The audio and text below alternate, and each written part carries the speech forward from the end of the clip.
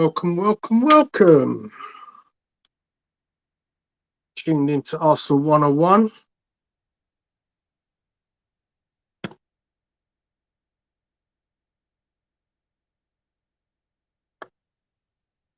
Just tuning in to get ready for the game.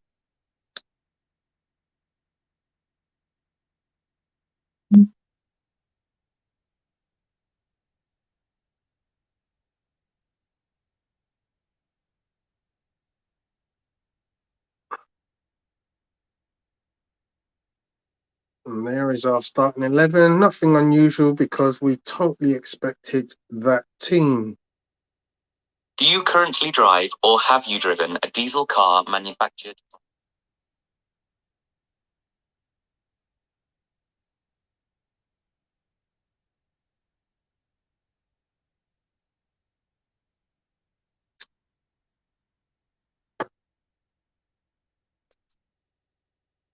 So I'm pretty impressed. This team has performed really well. We know the formation, 4 at the back, single pivot party above him in front, Xhaka to the left, Odegaard to the right, and then a front three, which is Martinelli left, Jesus centre. I will get round to calling him Jesus, his proper name, and Bukayo Saka to the right. Let's just have a look at our subs bench. Matt Turner, Kieran Tierney. Good to see Kieran Tierney back. Cedric, Holding, Elneny, Lokonga. Good to see Lokonga there. Nelson, Pepe, and Nketiah. Important to remember, guys, that today is the first time that we are able to field 5 substitutes. So it will be interesting to see how we go with that.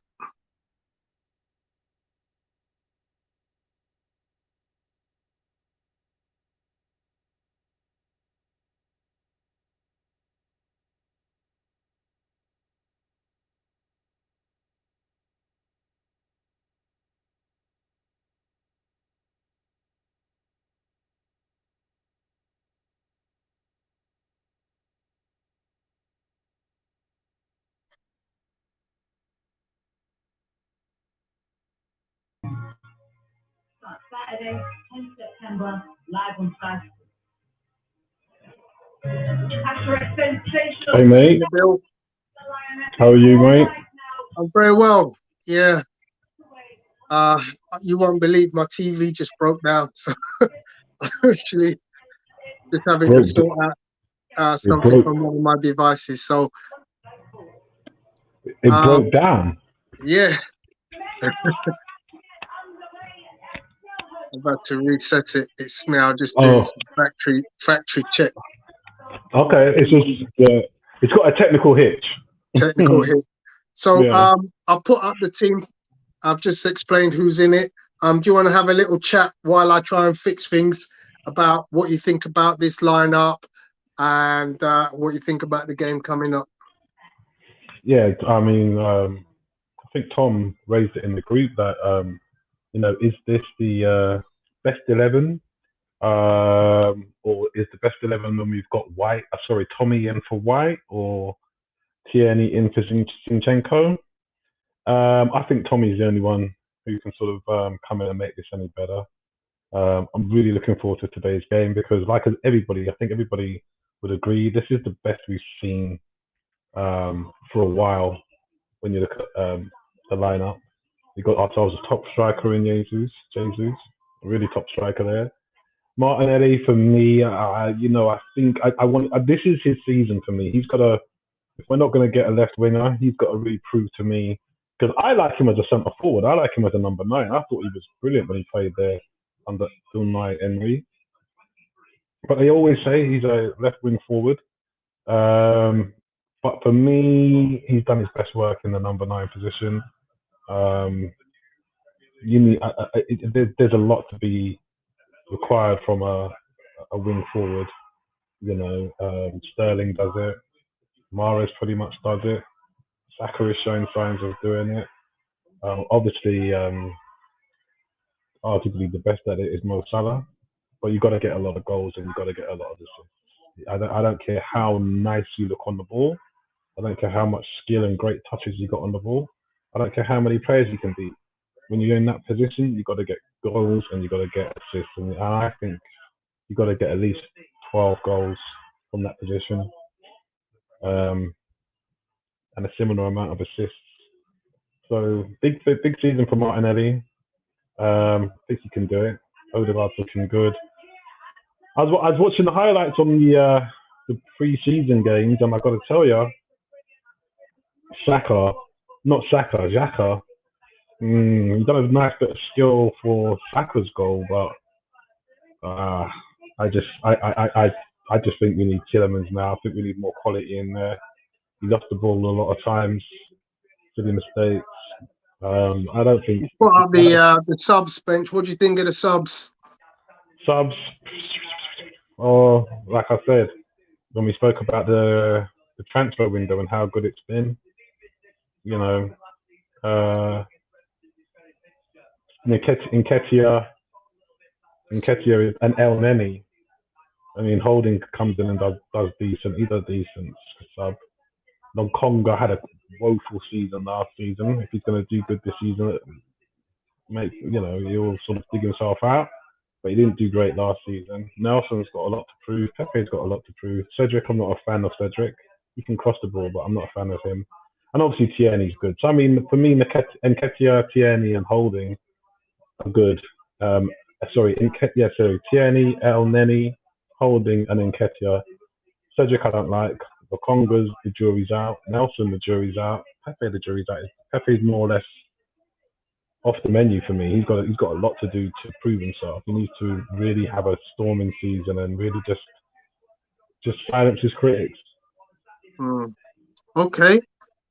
So we're a few minutes away from kickoff now. I can see the crowd gathering. Crystal Palace fans are now putting up their colours.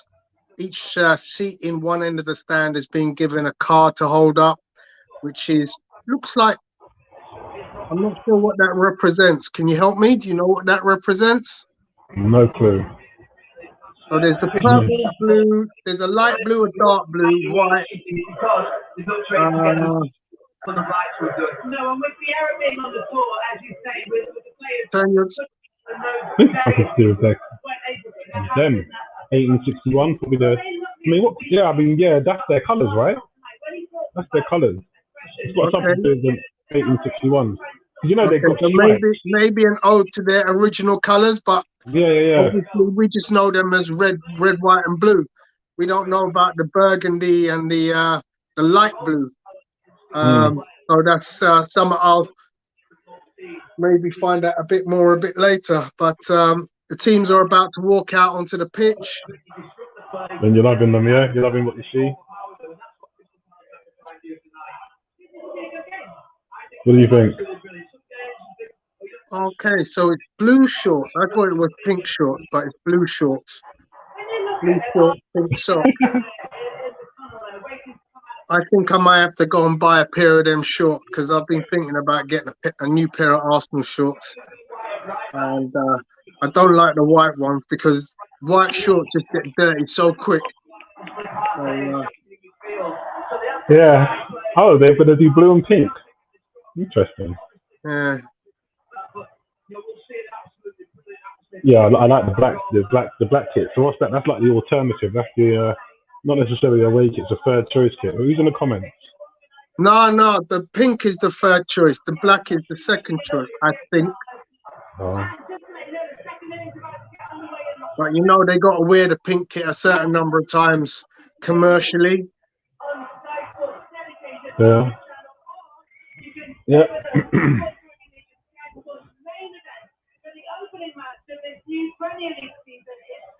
What's your prediction? I predict a win. I think yesterday or the day before on the predictor show, I said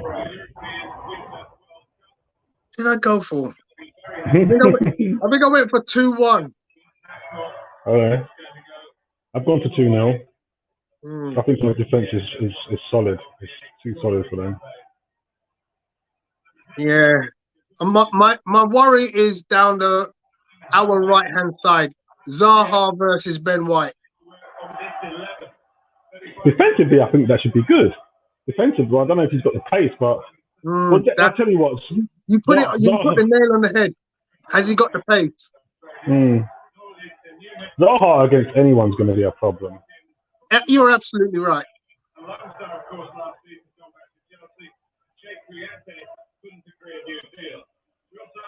That's literally our all-black team, isn't it? That is literally our all-black team. Yeah, yeah, there's 2 white players, Andersen and Guaita. Wow.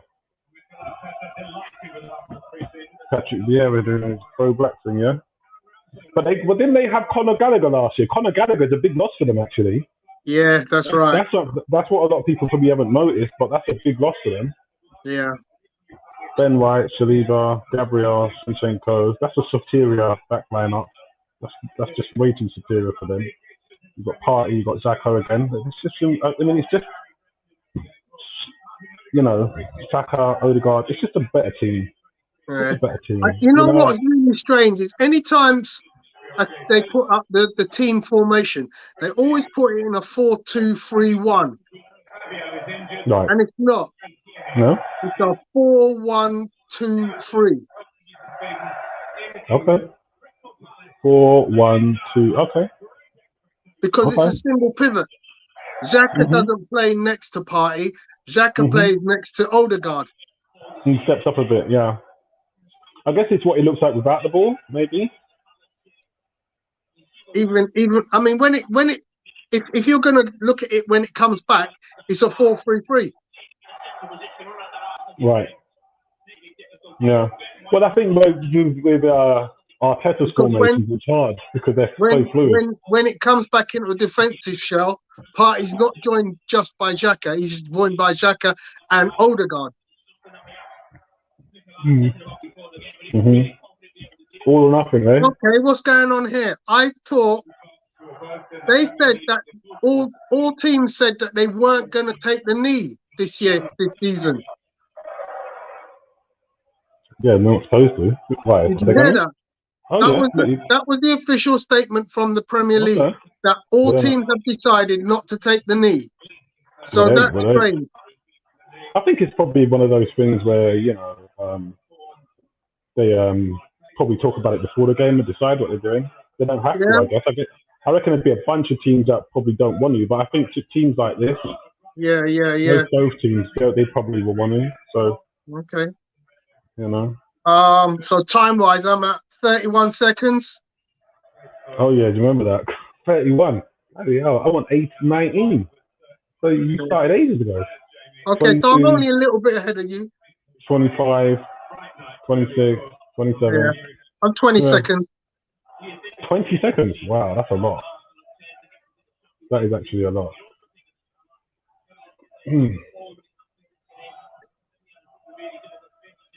All right, just don't give me any spoilers, please.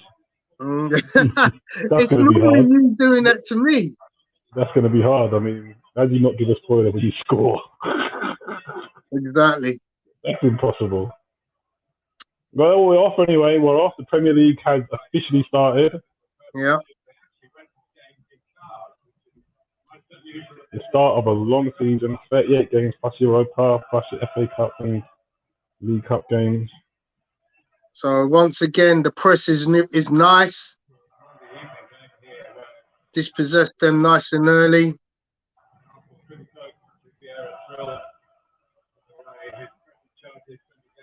Yeah, Adam Roach is in the comments. Greetings, mate. Nice to see you, mate. Cannon Fodder TV to the All Blacks. Well, nearly the 90%ers. Yeah. All or nothing, that's what I say. Let's do this. So what's up, Sporty? That's my guy, Nick. Okay, Cannon Fodder, Alex. Good to see you.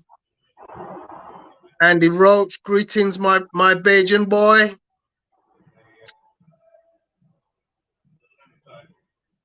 If you guys aren't following him, then please do follow Alex at Cannon for the TV on YouTube. There's a lot of content coming out at the moment, and it's good stuff. And watch out for his breaking news.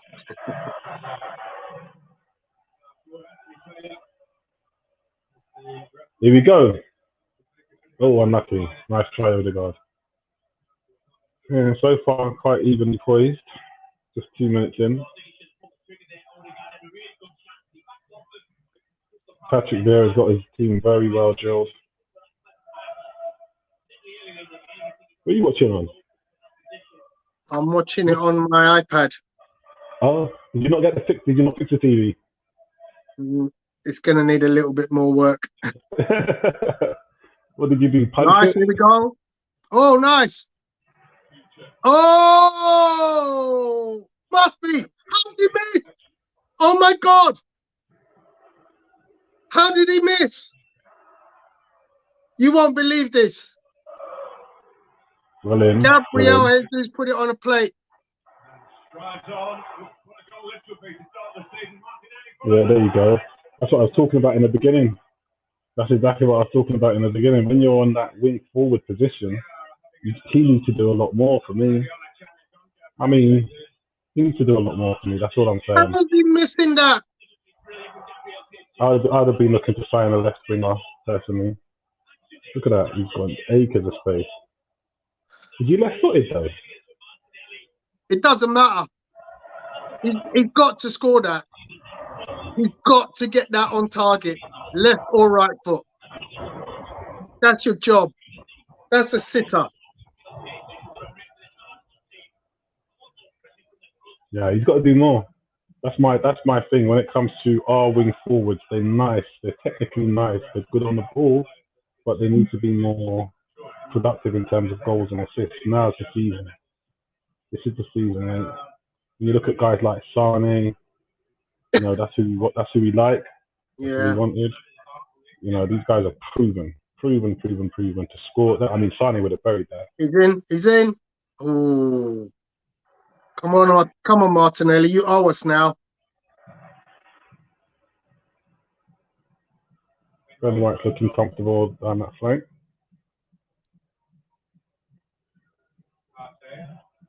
Go in. Okay. Tidy from Saliba. Ooh, nice.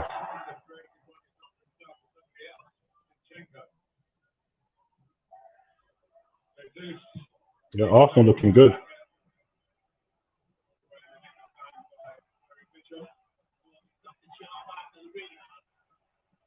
Arsenal looking good. I'm going to try and change channel to see if I can catch up with you in the time.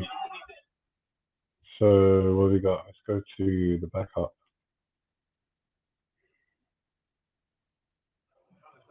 What are you on? 521, 522, 523? I just lost mine. Okay.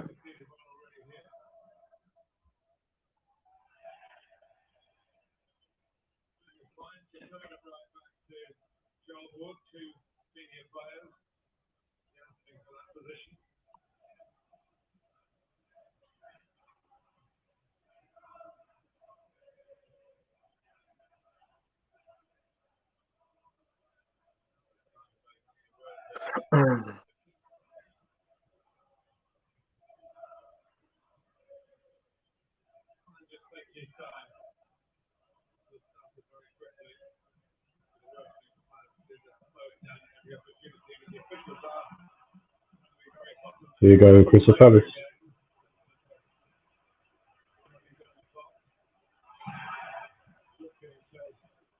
Is that Saliba looking nice and comfortable in there?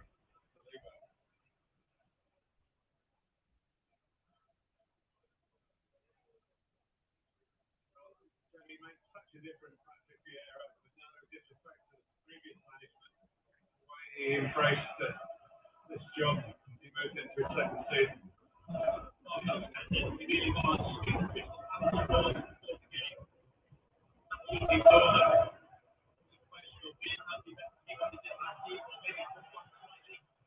easy to so effective last season.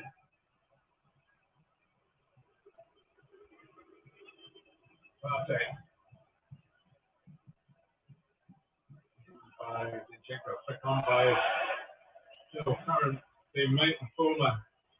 Probably good message. Oh, you're getting booed early on? Nice understanding, but the striker just right up. Say striker, there was a lot of. He wants to be Brazil's number 9 in the World Cup. And that's the opportunity Arsenal are going to give him. But there have been times if you talk to him about where would you rather play, say right on the right and away from the responsibility of scoring goals. Yeah, I think that was scoring goals from the right position. Last year or so, all Pep Guardiola. Really started pre-season, they really good start in this game as well. Here's again. Saka. Oh, Zinchenko's not scored a Premier League goal despite his successes at Manchester City. Scored a couple in cups. Once again, the Ukrainian.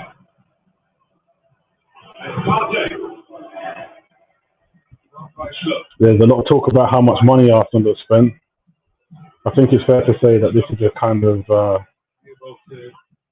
I wouldn't say make or break season, but we've got to kind of deliver on that spending. We spent a lot this time, spent a lot last time. We're building, but I think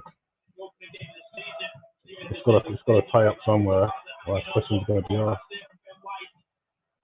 especially from his detractors, his enemies, his haters. They're going to want to know. Come on, get out. What? Ah, come on. What's this? Ooh.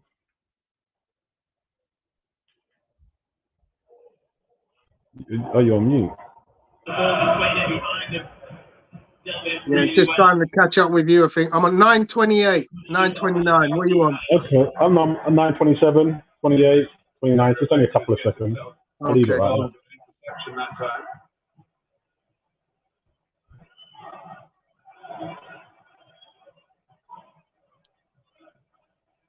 By Clyne. By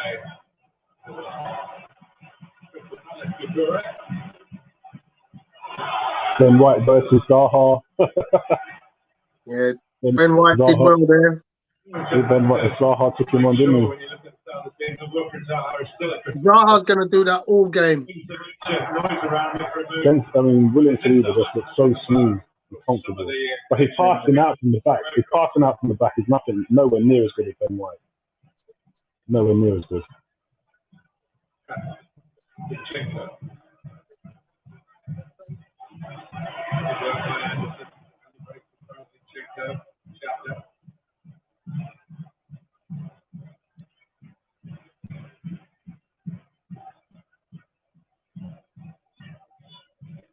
Really interesting watching Zinchenko. Early stage, every time you think of that position, I think of about 6 minutes playing that back sort of thing, but then other times it's really high and wide.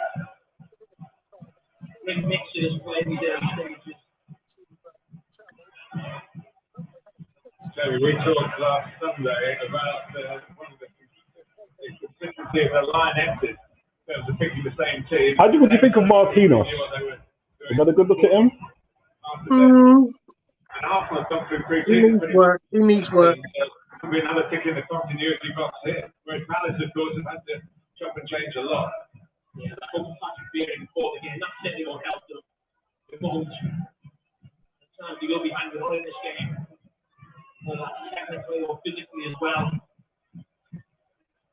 Just got this moment early on, just got to get through this and try and get a foothold in the game. You know, with William Saliba, his passing statistics are always going to be on point. Zinchenko goes forward. In fact, they're both forward. Yep. So Jacka has played at left back.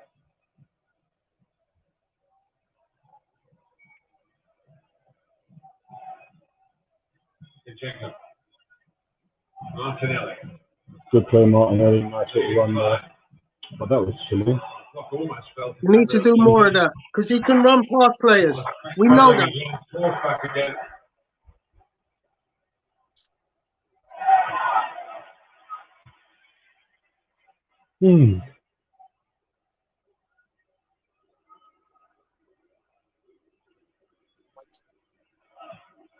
White.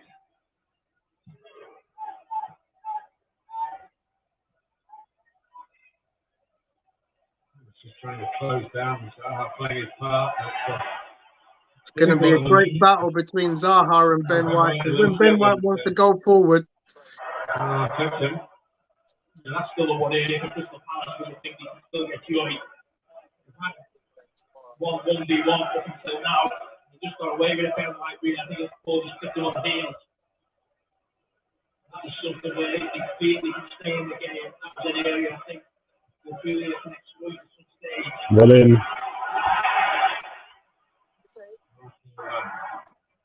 Gives it away. The foul. Come up and look at the attack. Just closing down. he's like Xhaka. He got the ball in the face.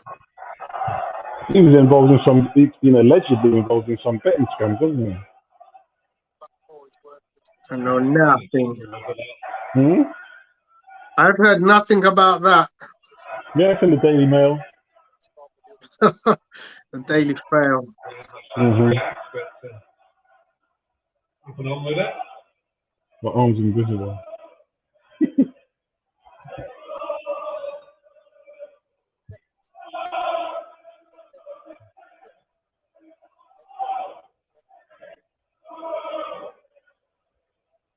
It was strange for us, as you said to me earlier on about losing the first 3 games, no goals scored, 9 conceded, no optimism there. And then getting to a stage where, had they done better at Tottenham and at Newcastle, they might have been in the Champions League. They're not just the whole game, but they found themselves in. They did here as well. Yeah, I mean, they lost 6 of Vincent Martinelli. Sorry, Vincey. I don't know how long you've been waiting there.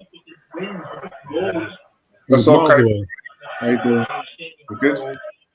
Yeah.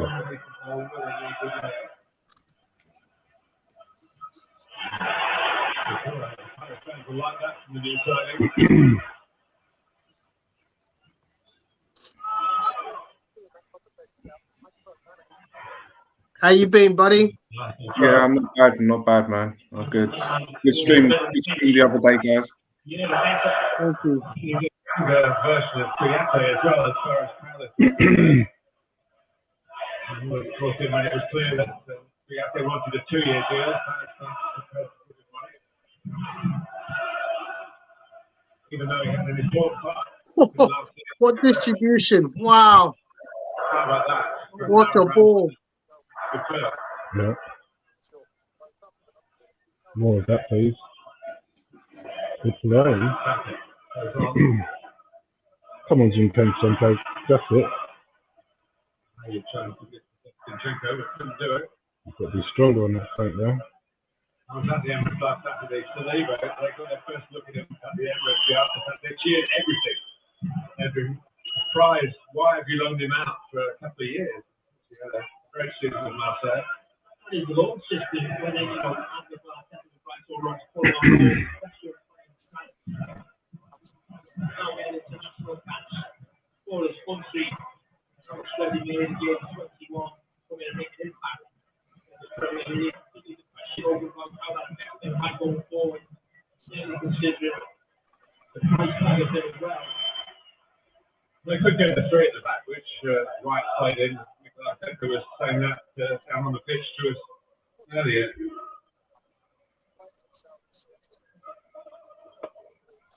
5 caps for France.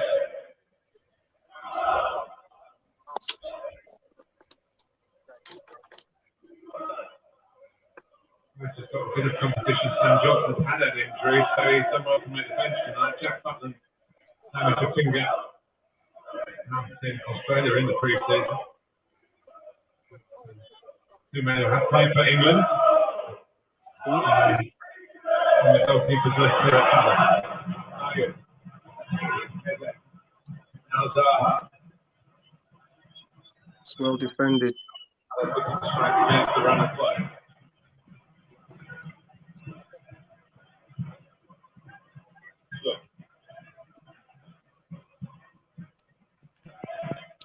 Play safe.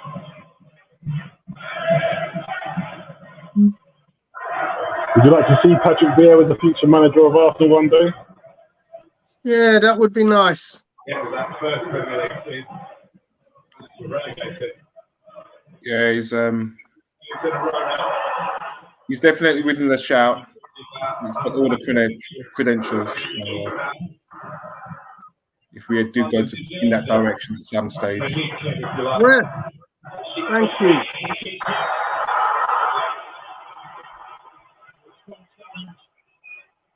Martinelli, Jesus is demonstrating with Shaka, did that ball earlier.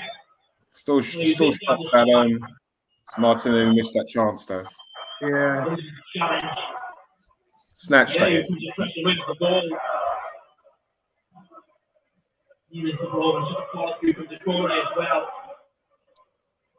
You see that's justice. So play that ball. What's your thoughts on the pink? Yeah, looks all right. Yeah, I suppose it's all right with the blue. I didn't like it when it was all pink. I think it's nice as a contrast in colours. It's all right. Didn't Man United wear pink last season? Yeah, Man United. Not sure. Just so you know, he plays normal game, get on with it. He's going to cause him problems. He's got to raise his shot.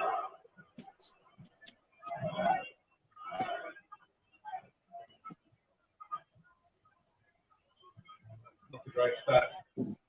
Just from Palace's point of view, not particularly good. Well drilled in many aspects.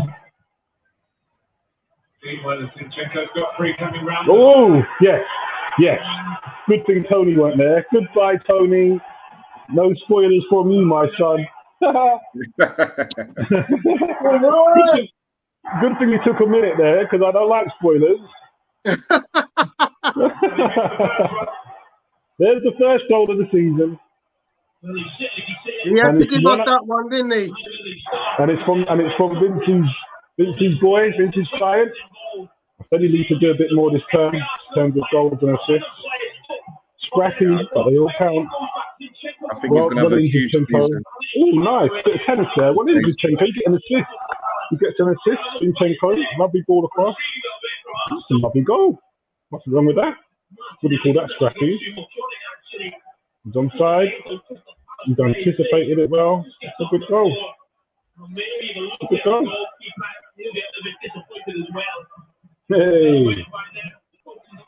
The question is, who gets the assist? Is it Zinchenko or is it Thomas Partey? I think it's Zinchenko. I would think. Did he get a touch, Partey? I think it skimmed his head, but I'd give it to Zinchenko all the way. Martinelli.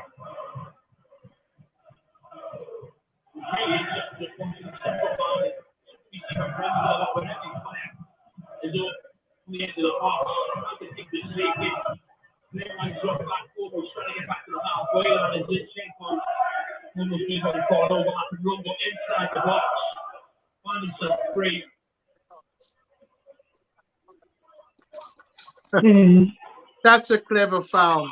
That's a clever foul.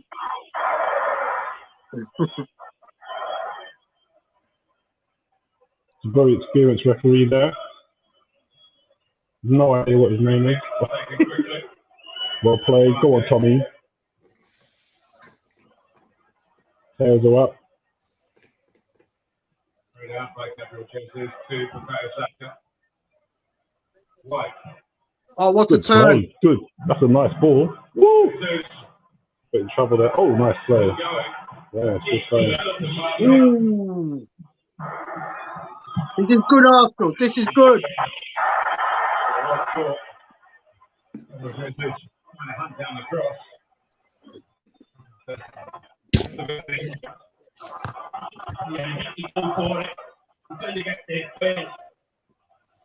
Before how impressed I've been with Gabriel Jesus at the start of this game. I'm behind you guys anyway. Big up to you, Daniel Millington in the house. He's not been in that. Every time he gets the ball, he's in and around the box. You feel like something's going to happen. He looks like a real class act.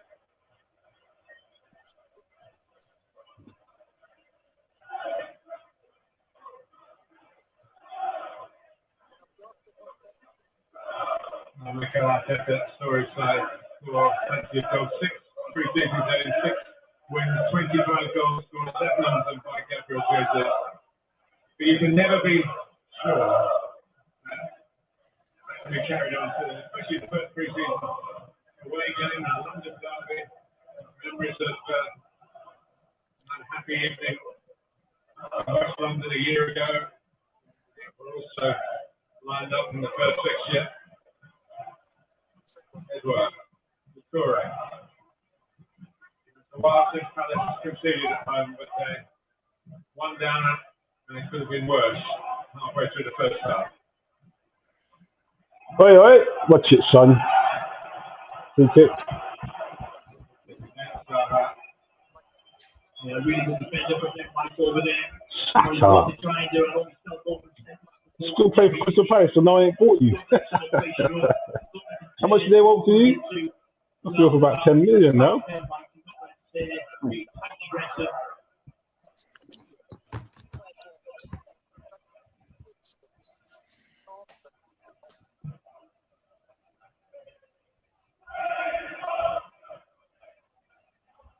There you go. There's that time. Press is good again. Mm-hmm. The press is very good again.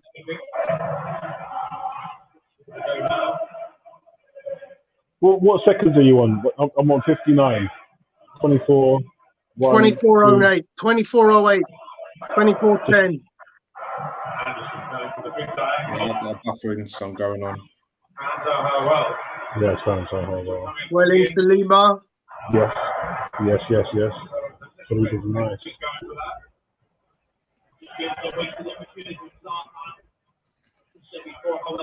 There's a player down, ref. There's a player down. Man down.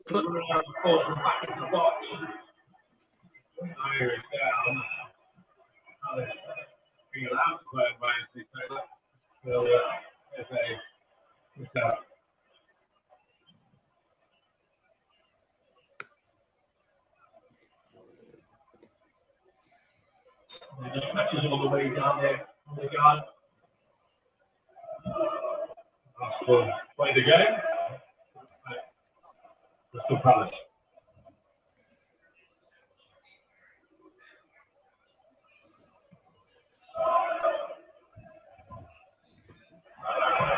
You really keep that in? Okay. You might recall the last Premier League game he played. He came on as a substitute for Manchester City against Aston Villa when they were in some distress. Played a big part of the turnaround to be lifting the trophy and another 4 Premier League winners. That's Gabriel Jesus as well. You get used to just playing for fans, not happy. He ended on the halfway line. Well in.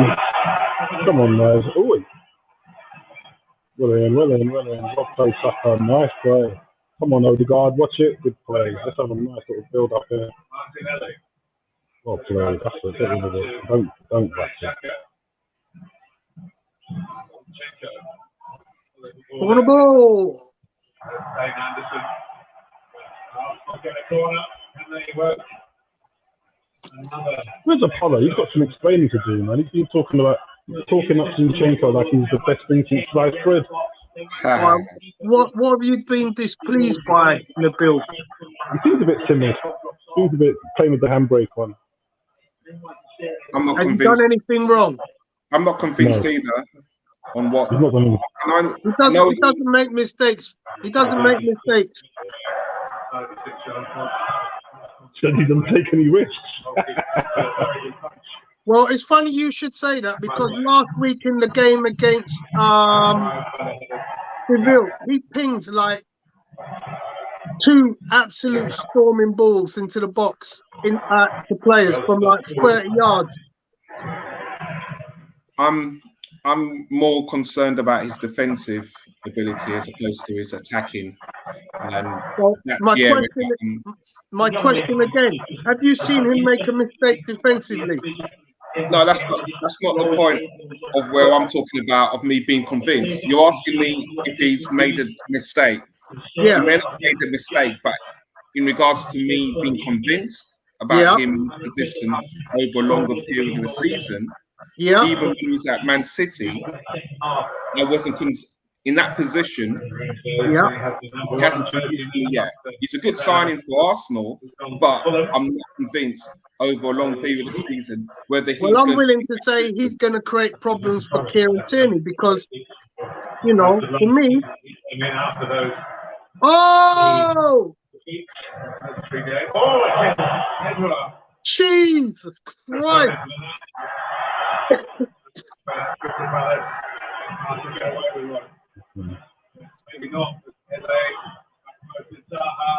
Oh no! What was Ramsey doing?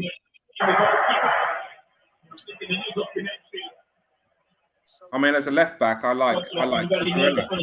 That's the man I was talking. Cucurella as a left back. I liked him from last season. Even before we went to Brighton. We do see him a little bit too often, really confident on the ball. He's good on the ball. Saw that pass earlier on to Zinchenko. Sometimes looking at Ramsdale, I feel that a lot of goals he just moved onto the ball. Not a second too long. Like that pressure.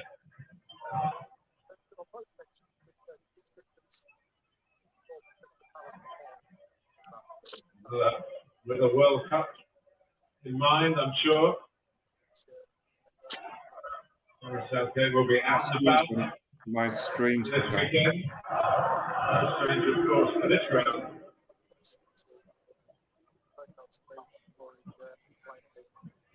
Saliba.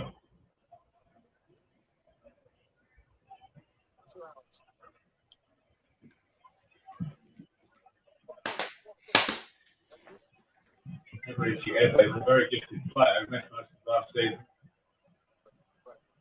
They've had a decent pre-season, but they found it very hard to get him into the game so far.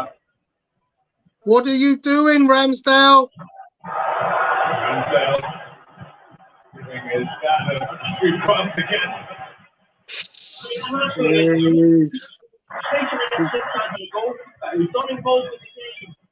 He doesn't need to be doing that, my friend.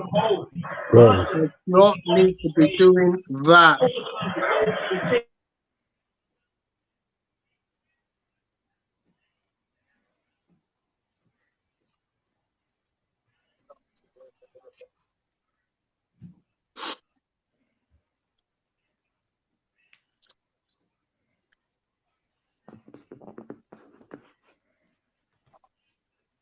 Just seem to have dropped the intensity a little bit.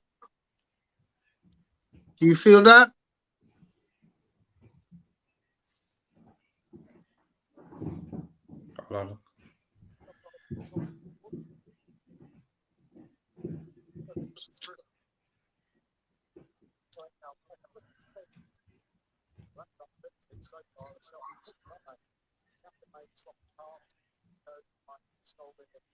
Don't know what's going on with my internet.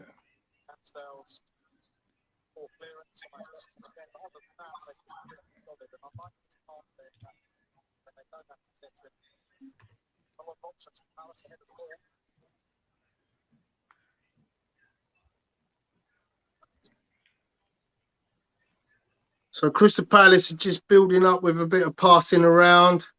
They're still in their own half of the pitch.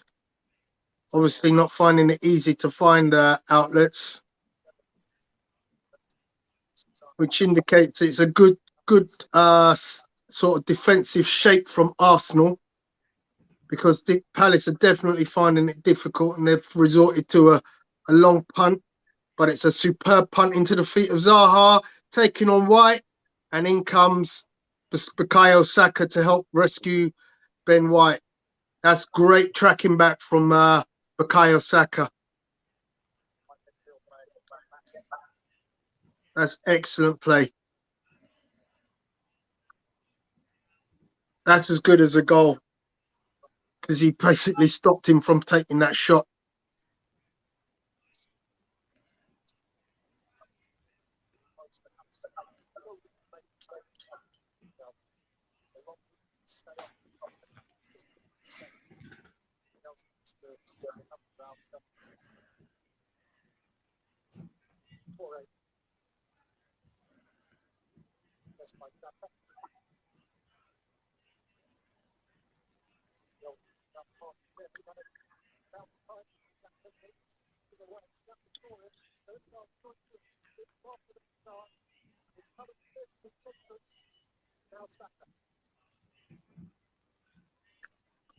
Oh, they got in each other's way.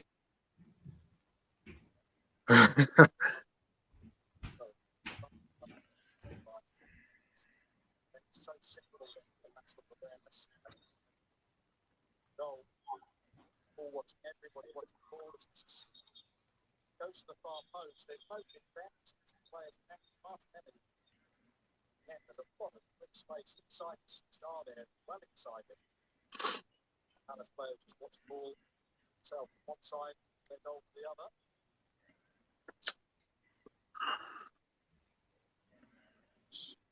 Really goes on to support of the Martinelli becomes the first opposition strike to score on this yeah, but I don't get rid of the goal here.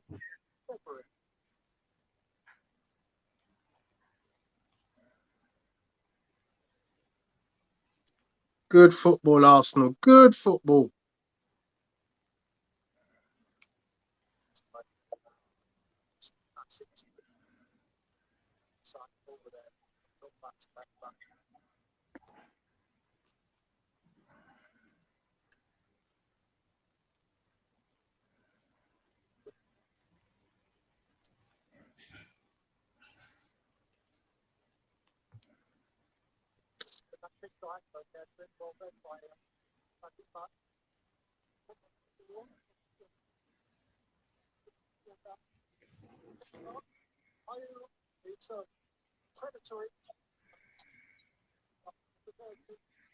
Well done, Saliba.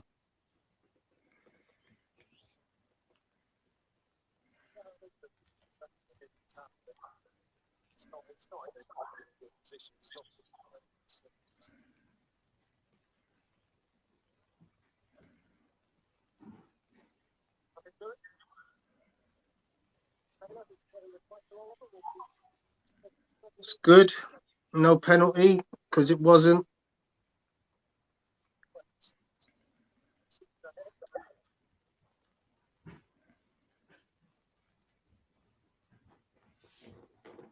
That's a bit reckless, ref. It's got to be a last chance for a yellow card there for Andre Ayew or Jordan Ayew, isn't it?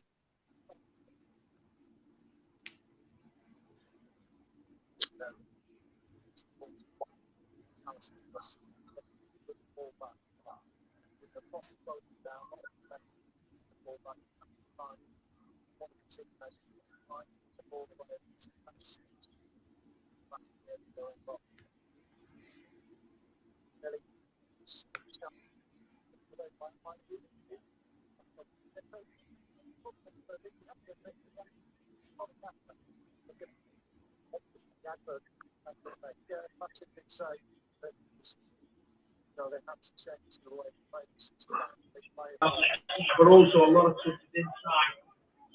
Two different, obviously, Pep Guardiola, Mikel Arteta's assistant. So I think we see a lot of that. Nabil, turn your TV down a bit.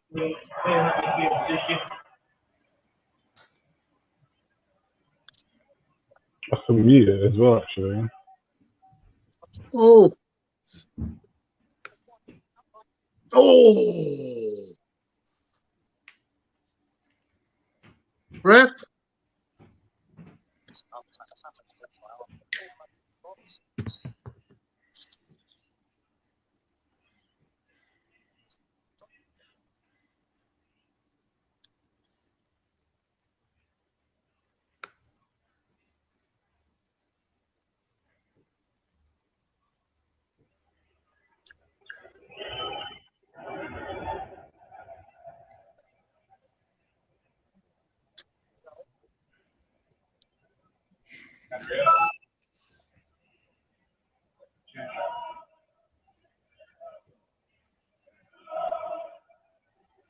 Well played. Holding ref.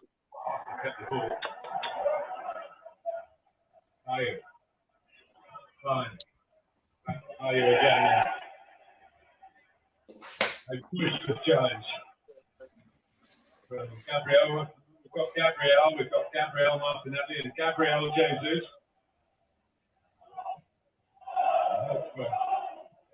Make it clear who is who.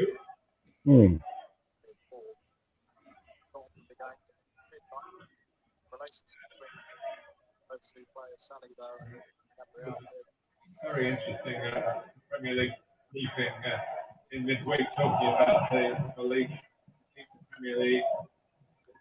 Unique status, just the best league in the world, but the fastest league in the world. What's happening in Barcelona then?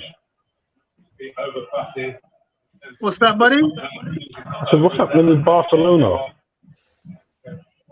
Financial. They're trying to restructure a load of contracts. They're trying to restructure the way that they're paying so that they can afford the players they've got. You know, they've got to register. They can't register certain players because they haven't sorted out their finance with others. Whenever I read about their finances, it's like what's controlled by Zaha. It's almost like you need a college degree to understand what the hell's going on. I mean, like, you know, they've got a lot of assets. Fair play to them. They've got a lot of assets. They've sold a lot. Am I right in saying they sold about 700 million in assets, of which they can spend a third of? So they were within their rights to be spending the money that they're spending, but then why aren't you paying your players? What's the excuse there?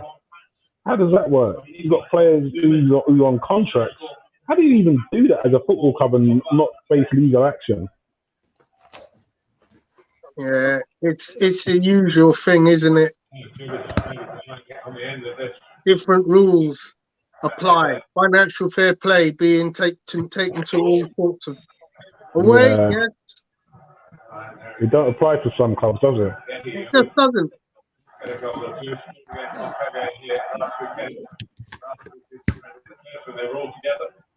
It's been a while since it did.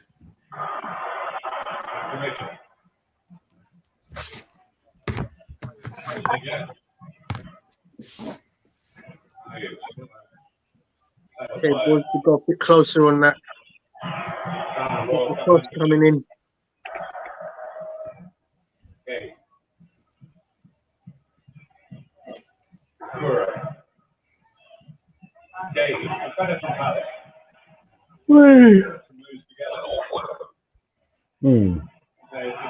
Lucky. Well played, Zinchenko. Well in. Nice play, nice cool play. Man on, come on. Very cool.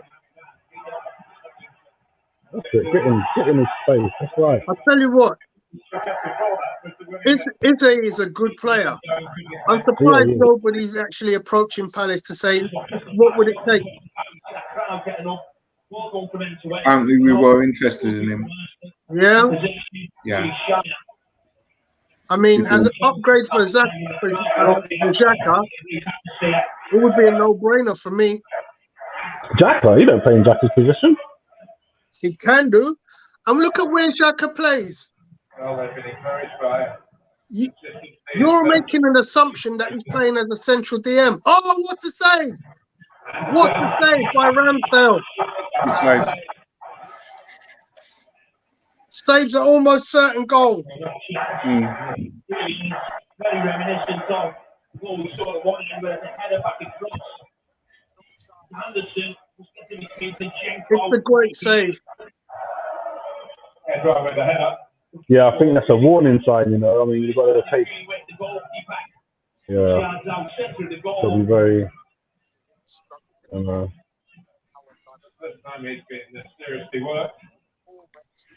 I think I caught you up, Tony.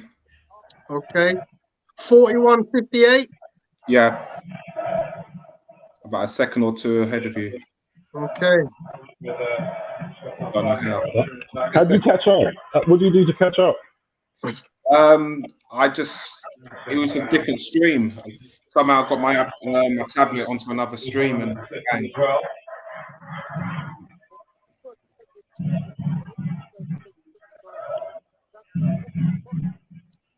I'll try that. Let's see then.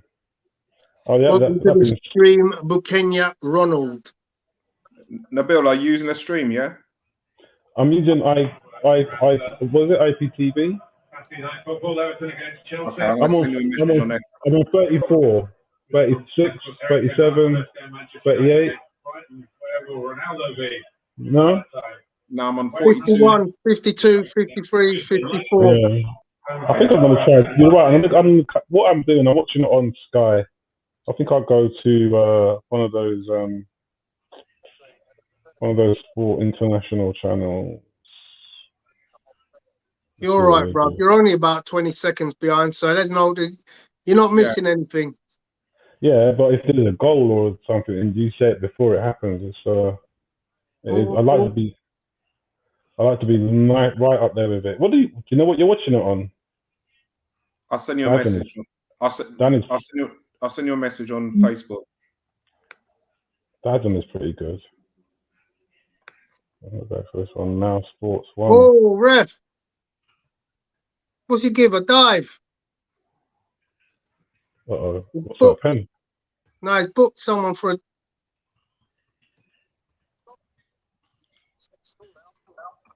What's that?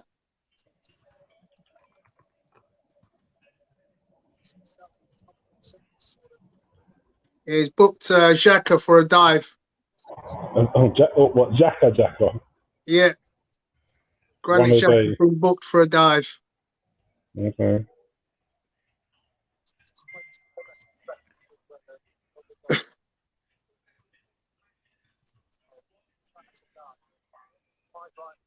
Yeah, I just sent a message. There's Xhaka.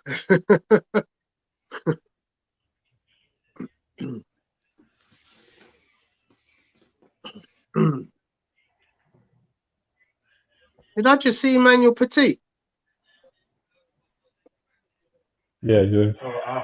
I'm on 44, 30, 31, 32, 33. 49, 50, 51, 52. Oh my God, no, forget that. It's not bad.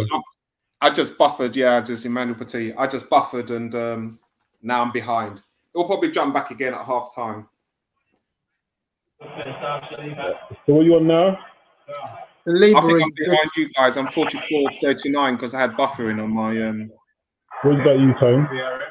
45-16. All right.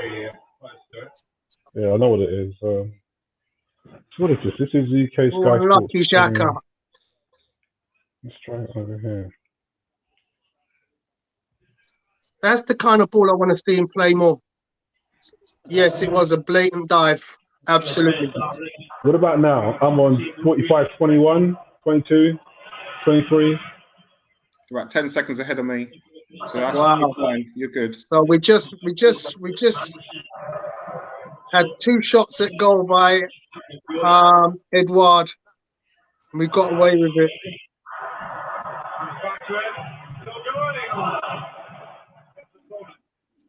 Well done, Xhaka. Good versatility being played with long balls from our fullbacks, checking the run, which is encouraging. So we're not just walking the ball up. Half time.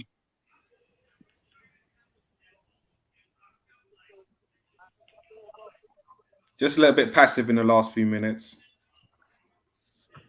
Look, this is not us being passive. This is Crystal Palace imposing themselves on the game. They know what they need to do. I'm not putting anything past Palace getting an equaliser in this game because they have shown that they've got the capabilities to force problems at the back front. You know, a last 6 tackle just seconds ago from Granit Xhaka against Edouard.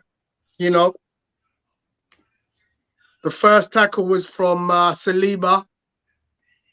Went back to Edouard, and his second one was challenged and forced the corner. So there's no doubt in my mind, that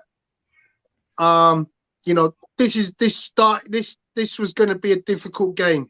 This is in the belly of the beast, as they say, at the home of Crystal Palace. The atmosphere is raucous in the ground, and to be playing the type of football we're playing, and to be 1-0 up, job done so far, very well. But there's no denying that Palace are going to come out again, second half, and we're going to have to get again. I think we're going to need that second goal. Oh, definitely. You may even need a third, depending on how things pan out. Yeah, We're away from home, so that this onus is on the home team to try and get something, and all it takes is a goal to change. Change. And there comes a point in the game when you have to go all in or bust.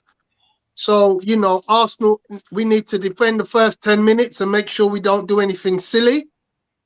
And then as Palace get desperate, they'll push forward more, which will leave opportunities at the back. I'll tell you what would your thoughts be if we were to end the game as the score is right now? That must be a huge effort second half to keep out Palace, because they're going to come at us. Absolutely. And I think that we cannot underestimate the quality of Crystal Palace.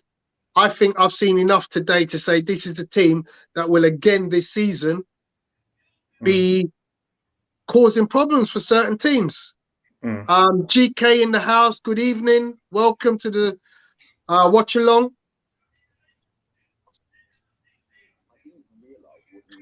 Guys in the chat, give us your feelings on the first half and what you think, what your prediction would be for the second half. As I said, I feel that Arsenal need to ride out the first 10 minutes. If we get through that, then Palace will get desperate to try and push more, and that could create an opportunity for a second. And that's my hope. That's the hope that we can, get through that first 10 and then strike with a second goal. I did predict a 2-1. I wouldn't go amiss and to say I still think 2-1 could be the result by the end of the game. Yeah, I predicted 2-1 as well.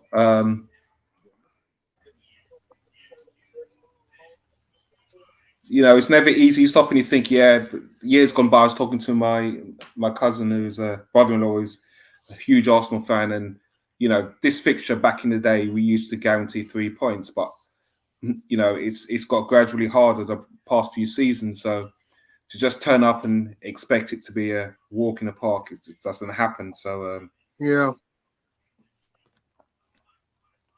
So Palace have had 1 shot on goal. Arsenal have had 2.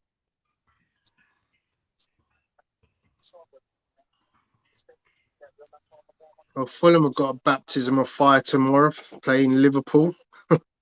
Wow.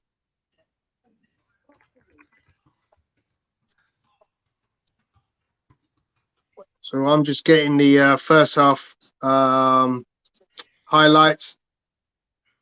Seeing the lovely play of Gabriel Jesus, which led to that first opportunity for Martinelli, which he should have scored. This game should be 2-0. That first opportunity was pretty much an open goal. Yeah, I mean, it's a game of chances, isn't it? We take that and you'll be thinking, you waltz in the first half. But as I said, we started well, deserved a goal earlier on. And I'm just glad Martinelli managed to get off the goal sheet and get on the goal sheet, and you can see the joy that he's actually scored to make amends for that missed chance. So you're gonna have games like this throughout the season, and it's gonna be testing for us because our attack is so potent. We just think every chance that we should really put it away. Welcome in the chat to KS, who says we need a second goal. absolutely. Xhaka has to be very careful going forward, yes, because he's on a yellow card. Partey has been good. Odegaard needs to be better, and Saka is virtually anonymous. Yeah, there's some of that is accurate. I wouldn't say Odegaard. I would say Odegaard could be more influential. Yeah. He's not receiving the ball in areas where he can cause as maximum damage as we know he can. But that's, again, credit to Crystal Palace. They've done their homework. They know, look, don't give that guy too much space. Saka, again, he needs the ball. He's not anonymous, but, it's very difficult when you're marked out of a game to influence it without, coming out of shape. Because what you're trying to say, for Saka to be more in the play, he needs to be in a different position. Well, a different position means you're changing the structure of the team and the way in which we're playing. He's a constant opportunity, out for the midfield on that flank, as is Martinelli on the other flank. You move inside and you leave a void. The other thing to bear in mind with Saka is he doesn't have the benefit of a flying winger behind him, a flying wing back. Zinchenko supporting Martinelli. We're not quite getting that same response from Ben White behind Saka. And you know what the funny thing is? People complain when Pepe does what Saka does. And when Pepe's doing it, he's doing it without that same kind of support from behind. So yeah, I get what you're saying, KS. Good points. Anybody else, please do put your points in the chat. KS, be interested to see what your prediction is for the remainder of the game. What do you think the score will be by the end of the game? I think again, what you've got to consider is when teams mark us and do their jobs, you've got to also give credit to them. So, some of our players who, we expect everybody to make an impact. It sometimes doesn't always go that way. And no, I think Xhaka hasn't been that bad as what some are making out to. But again, it highlights, Tony, what you were just mentioning about the, some people calling for Ben White to be a right back, and you can see today the difference between a regular right back who will be supporting the player in front of him who on the overlaps and have that instinct threat there. It's not there, and you see the difference where Zinchenko on the left hand side, he's in an attacking influence in the game, and that's where the goal came from his header. So that's just some of the nuances that we're going to have to tackle with throughout the season. Through injuries, form, things will change. If Tierney's playing left back, you will see a difference from Tierney to Zinchenko and to Tavares. It's all about personnel. Yeah. So KS has come back to my point, and he says that you are only marked out if you're not moving. Martinelli and Jesus free up themselves with going in and outside. Saka just sits on the line. I mean, I think you need to look more at what he's doing because he's definitely not sticking on the line. He made a vital interception down his flank when Zaha was just lining up to shoot from his own box. So he's showing that he's doing his own work. But yeah, if you look, we'll have a look during the second half and see his movement. But I'm pretty certain I will highlight to you times when he's not just hugging the touchline. I will say in defence of KS that is part of the strategy that Pep and also Arteta like their wingers to do that, because it creates space. Someone's got to mark them. So, if Saka doesn't have the skill set of like a Jesus or Martinelli with that ball skills, he will say to him, use your pace in a different area, draw at a player, and have other players link in. So yeah, I can see where KS is coming from, but I do think also Arteta actually does like him to hold that position out there and use him there as an outlet. Yeah. I'm just going to pop off for a second, Tone. Okay, can you address that for me while I pop off quickly? What's that? Kesa says, yeah, there's been interchange between Jesus and Martinelli, but not Jesus and Saka. Yeah, you know, to be honest, I've had some challenges with my stream, but I think Jesus likes to play a lot of blind touches and expecting. I think one time they showed he was a flick with his back heel, and it, you know, expecting either Odegaard or Saka to get onto it, and he went straight to the other player. And I think sometimes you're going to see this type of that partnership's going to take some time to materialize. I think definitely you'll see interchanging between Jesus and Martinelli because of their Brazilian connection. It's probably an easier way that they will connect. But hopefully over time that's going to reap benefits for us. But definitely Palace are going to be heavily marking down that right-hand side with Saka, as most teams are. Cool. Apollo's in the house. I'm here, brother. I'm here. Just needed to fix a little something there. Apollo Guys, says to Vincey, holding it down, Vincey. Nice one. Big up.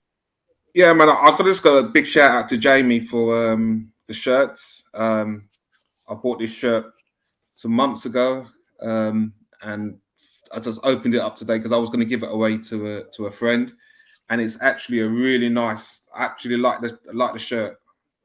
So yeah. Apollo, I can't change the view. I'd like to. The problem is I'm having to stream. I'm having to stream on my normal device because my TV stopped working. And I'm basically having to do the StreamYard from my phone. And unfortunately, it doesn't give me the options for the different views.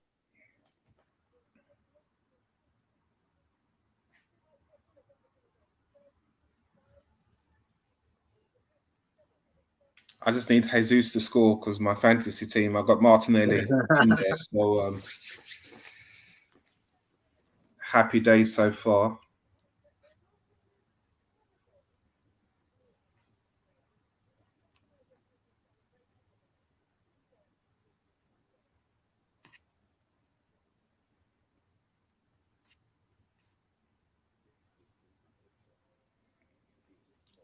I've seen some of the comments in the podcast on Facebook, and Apollo saying Zinchenko is a Rolls Royce, which of course you don't agree with quite yet.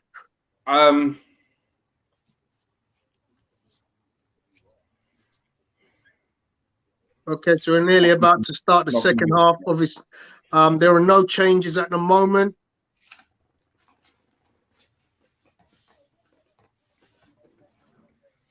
What's your thoughts on Saliba's first 45 in the Premiership? Again, he looks like a rock. You know, he's made a decisive tackle in the box. His distribution bar one pass, I think, has been rock on. You know, look, there's nothing coming through him at the moment. I think I named him none shall pass in the last game. You know, look, the minutes are racking up and he's still yet to concede a goal. Think about it. He has yet to concede a goal for Arsenal. Saka's in. Ooh.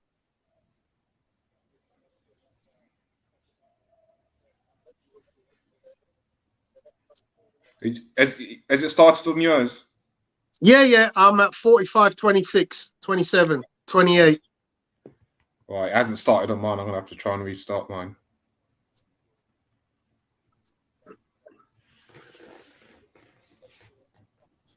Okay, 45, 26. Okay, 20 seconds behind. Okay, so hopefully instructions will have come out for a little upping of the pace. The long ball from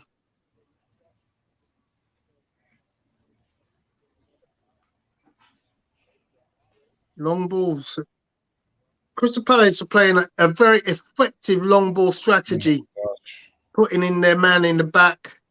We had a cross there, defended by Saliba and Ben White together. Bit nervous there. Ramsdale could have called in that situation. There was no threat. Here we go, the long ball again. So it's quite clear the strategy for Palace. They realise, they can get the long ball, and they've got a corner from a shot from Shlupp, which has been deflected. And the long balls are just coming over.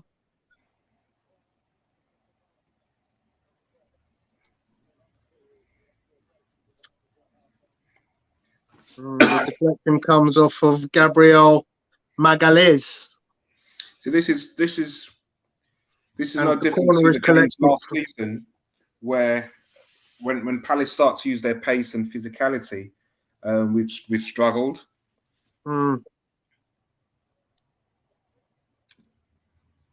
That's a great pass from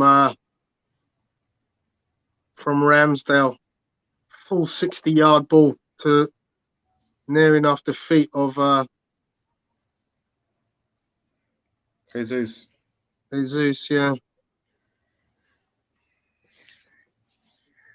You can see that a lot of teams are going to struggle with Crystal Palace because they're physically a very strong team.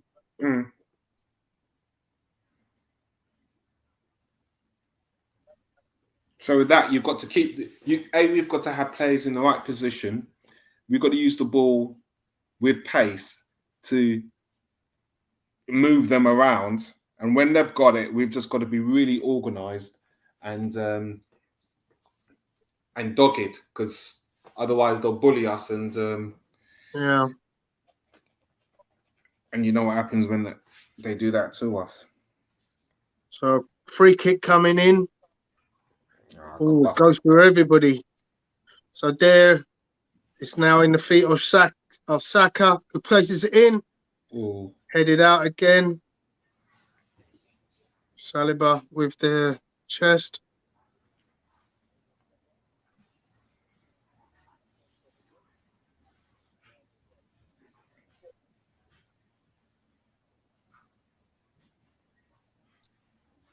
I haven't seen who's on the bench today. So it's Cedric, Holding, Matt Turner, Lokonga, El Neni, Nketiah, Pepe, and Nelson. Okay. And don't forget, we can make up to 5 substitutes now.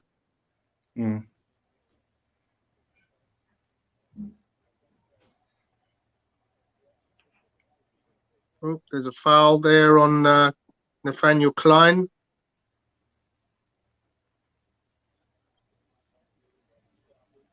He was out for quite a bit last year, wasn't he? Yeah. Trying to think who was playing left back for them during that period. Stop buffering.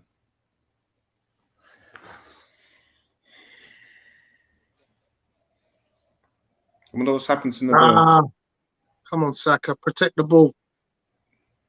Come on, Odegaard. You've got to get hold of that ball in that situation. I know the one touch is good, but get control of the ball. Up on Xhaka.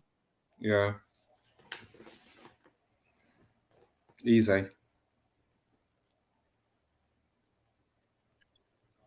Okay. Take him on. Go on. Do him.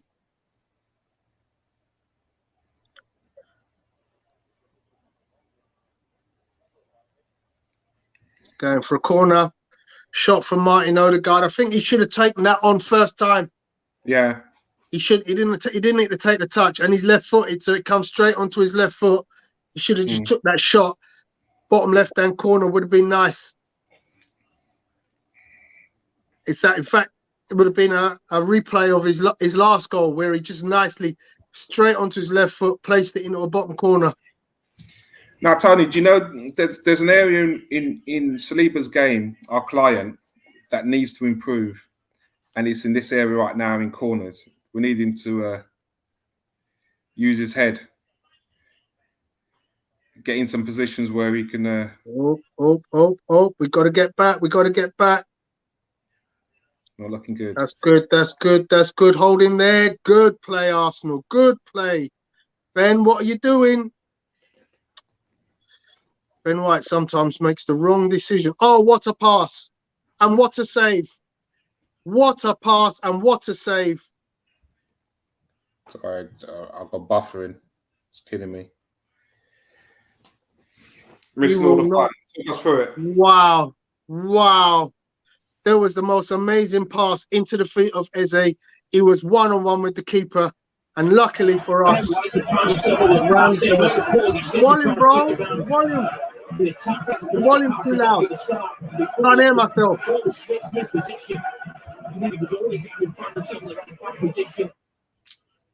Yeah. Can't even hear myself. Can you hear me, guys?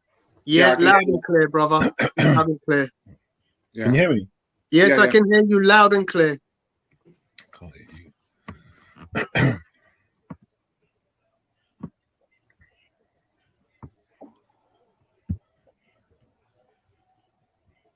What a save by Ramsdale. And now Arsenal on the attack. All out to Martinelli.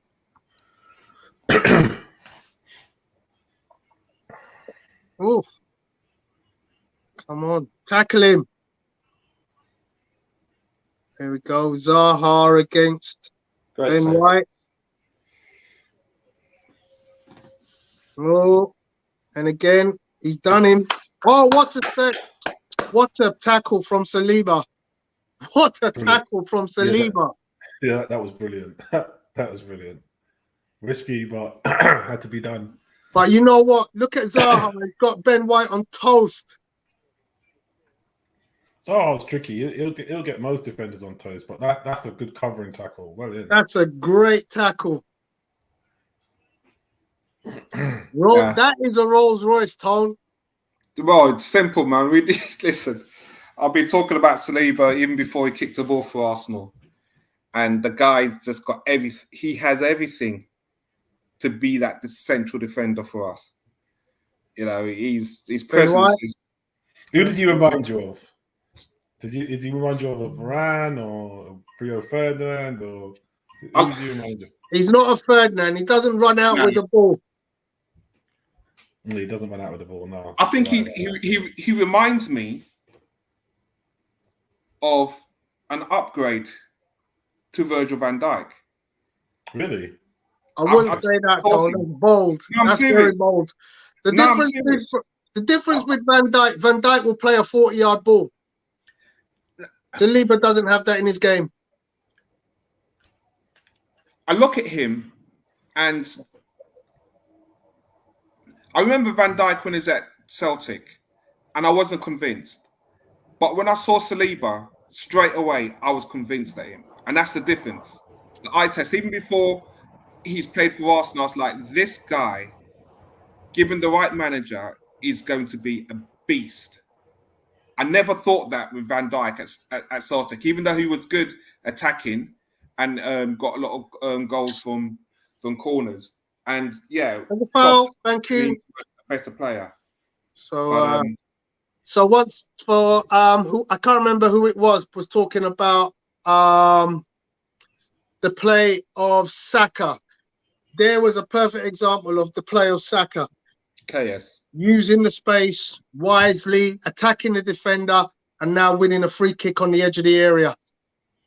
Yeah, I know that guy's family. You know, Tariq Mitchell. I know his dad. And his mom. I remember you were saying you know his mum quite well, apparently. Yeah. Yeah, my brother used to go out with his mum. Okay. Way back in the day, school days, you know. Great defending, as Sporty Jordan will say. Sporty Jordan, I'm wearing your favourite top, brother. I'll tell you, this top is so nice. It's so nice. It's like a snake skin. Smooth. Oh. Free kick from Martin Odegaard comes in and just clears the bar. And that's why, Tony, I can just sit back and just enjoy watching Saliba develop, because I really have a lot of confidence in what he can be. And it's just amazing that Arsenal could have a player of that ability so young. I just think we're very fortunate to have him. Put him under pressure. Right there, right there. We'll take that all day. Bit of a poor free kick from Odegaard. Yeah. Look at Xhaka's position again. He's not holding the touchline, but he's won the corner. So KS, I think it was you, KS, who was saying, yeah, you see me, Jordan. I know you see me. KS, who was saying that he holds the touchline too long. But if you know, I think, look, short period of time, 10 minutes have gone by so far, and he's affecting the game. In fact, he's had more of the ball than Martinelli. And there he is again taking a corner. We've ridden out the 10 minutes that I said we need to score a goal now. Palace will start getting desperate. They need a goal. The long ball is the thing every time. Woo! Long ball, long ball, long ball. Oh, Arsenal with the long ball. Badly placed by Aaron Ramsdale that time. Didn't quite get that one right.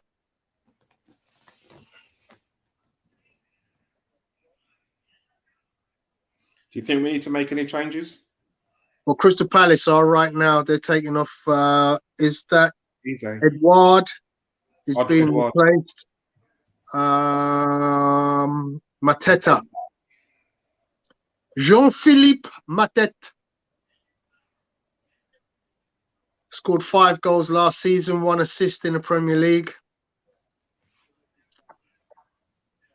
What changes would the 101 panel consider now? None.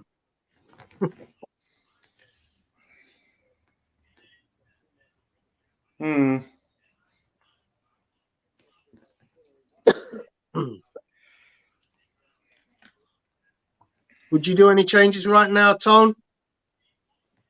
Bearing in mind what you have on the bench. No. I just think we've got to get Well done, Jesus. Well done, Jesus. Inside. Oh! Must be a goal. How's he not finished? Seriously? What are you doing to me, man? Oh, man, he knows that should have been a goal. I was just thinking, and this is what you're talking about change, and I was about to mention a change, but he's our captain. So it's like that chance, that ball should have been in the back of the net. Yeah, he should have taken it with his right foot. But he tried to do a little jink back onto his left foot. And I was just thinking, so when Odegaard is not having a good game, with him being his captain, what do we do? Ben White's been booked. He's just taken down Zaha. Yeah, well, I'll tell you what, Crystal Palace is a difficult fixture for us. Yeah. It's a difficult fixture for us. Oh, that's a blatant pull. He can't get caught like that. That's poor defending. Yeah, he's lucky. That's really poor defending. He should already be on a yellow. I think Zaha realises that. So you better watch himself. Do you bring on Cedric? I wouldn't. I don't like Cedric. But then again, but I would bring him on because he does have some decent games. To be fair, he does have some. He does have. You just can't rely on him when the going gets tough. But I think he does have some decent games. He's seasoned, put it that way. Odegaard should have scored. Yes. Yeah, I mean, That's I offside, can't, surely. it was what I was saying to you guys on the podcast, man. I mean, I can't believe so many guys were getting so gassed over pre-season. It's like pre-season, man. Come on, you can't get too gassed Another over it. excellent tackle in the box from Saliba. A client. This is the real deal here. This is Literally like none shall pass. So long as his positioning is excellent, because he doesn't need to make the tackle. Doesn't need to do anything rash. If your body is in the right place, you're going to intercept. Come on, move that ball out. Get it out. Look, get. This is getting sticky. You see, this is my problem with Arsenal. They can't. They struggle. They struggle to kill off games. That's my problem. Yeah, they do struggle to kill off games. It's a free kick there to Arsenal in the box, but there was way too much ping pong action in the box at the time. Now, Bill, I know you were talking about pre-season. I think for me, the best thing about it was to see how we moved the ball. That gave me confidence that, okay, this season we can now kick on from opportunities in games where we struggle to play that type of football. So yes, Premier League matches are going to be a lot tougher and they're going to be more rigid in formation. But it was encouraging to see some of the connectivity with how we connected with the ball movement. That for me is what I take away from pre-season. Yeah, I mean, I think people getting excited because pre-season is literally training. It's literally how did he get out of that? Well done, Eze. I don't know how he gets out of that. He literally had 3 men around him. I mean, if you look at this game, we've not looked like we played against Sevilla or Chelsea. So you got to understand. That's what I'm saying to the boys. Like, you got to understand it. You know, Saliba is so calm. You get your indications, but you can't. There you go. There you go. Season based on how you've played in pre-season. Saka, come on. Definitely. Saka has to do better there. He gets a perfect weighted ball into space on the wing. He's got to beat his man, but he places a ball right to the Crystal Palace player. Yeah, I think time, Ramsdale, time. You're 1-0 up. Let's get our heads around this. Get a foot on the ball. Let's start dominating, as Mikel Arteta likes to say. Okay, 62 minutes.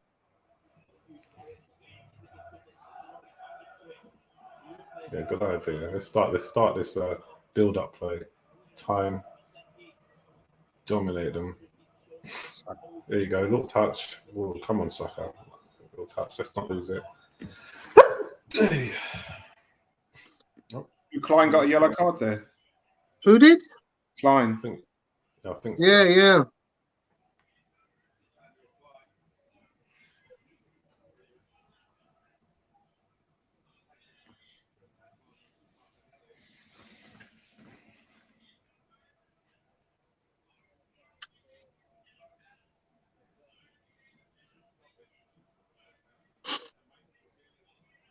We got a brother from Indonesia. Big him up, T.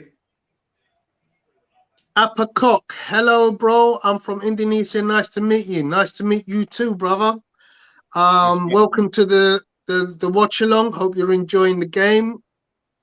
Hope you're enjoying our commentary as we take on this first game of the season. Oh, the yellow was for that foul on Martinelli.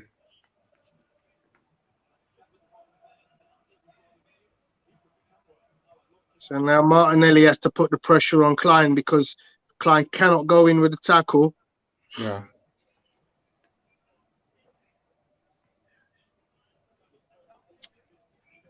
What's going on with this press now? Seems a little bit. Okay, go. Yeah. I don't want Arsenal to get another goal. Yeah. I don't want us to kill off this game. This is our problem. Well done, Saka. Partey is doing a job in front of defence, but we need a bit more from Xhaka going forward. Yeah, we need both Xhaka and Odegaard to really, be a little bit more creative, hold the ball a bit better, be an option, because it's clear that.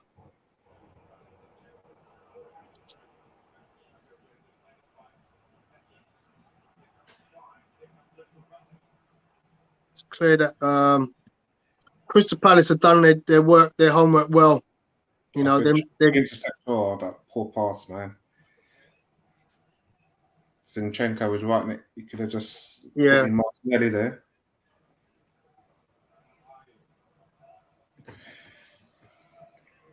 Well, Ramsdale's made two very good saves.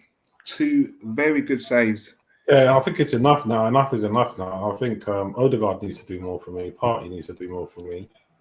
You know, that's the missing link. The midfield isn't really getting a foot on the ball. All three of them, Odegaard, Partey, and Saka. I want more from them. Definitely Odegaard. He for me is my worry right now in the second half. But I'm not sure how Arteta's going to take your captain off. Oh, come on, Ben White. Time. I tell you what, I don't like Odegaard like in defence. I've seen him do that twice now. I saw him do that in pre-season. Give away the ball right on the edge of the box. Like, what are you doing, man? He's a player. You shouldn't even be facing that way. Face forward. But it wasn't him. It wasn't him that gave the ball away. Saka lost the ball. But the way I know what Nabil's saying about the way how Odegaard tackles. I wouldn't play that pass. That's a dangerous pass to play in it is a dangerous pass, yeah. But a baller's gonna ball, yeah. Yeah. A baller's gonna ball. He's gonna ball in his own box. He's gonna ball on the halfway. He's gonna ball in their area. True. And that's what he does. To be fair. Yeah. A baller gonna ball. You know, and the more he balls, the more successful he becomes. Yeah, also we've got to take into consideration this is a big game. It's like the first game of the season. Yeah, against a very tough team. Straight out. It's all about the result, guys. It's all about the result tonight. Performance sometimes. First game. It's a tough one. It is a tough one. It's a little bit nervy as well.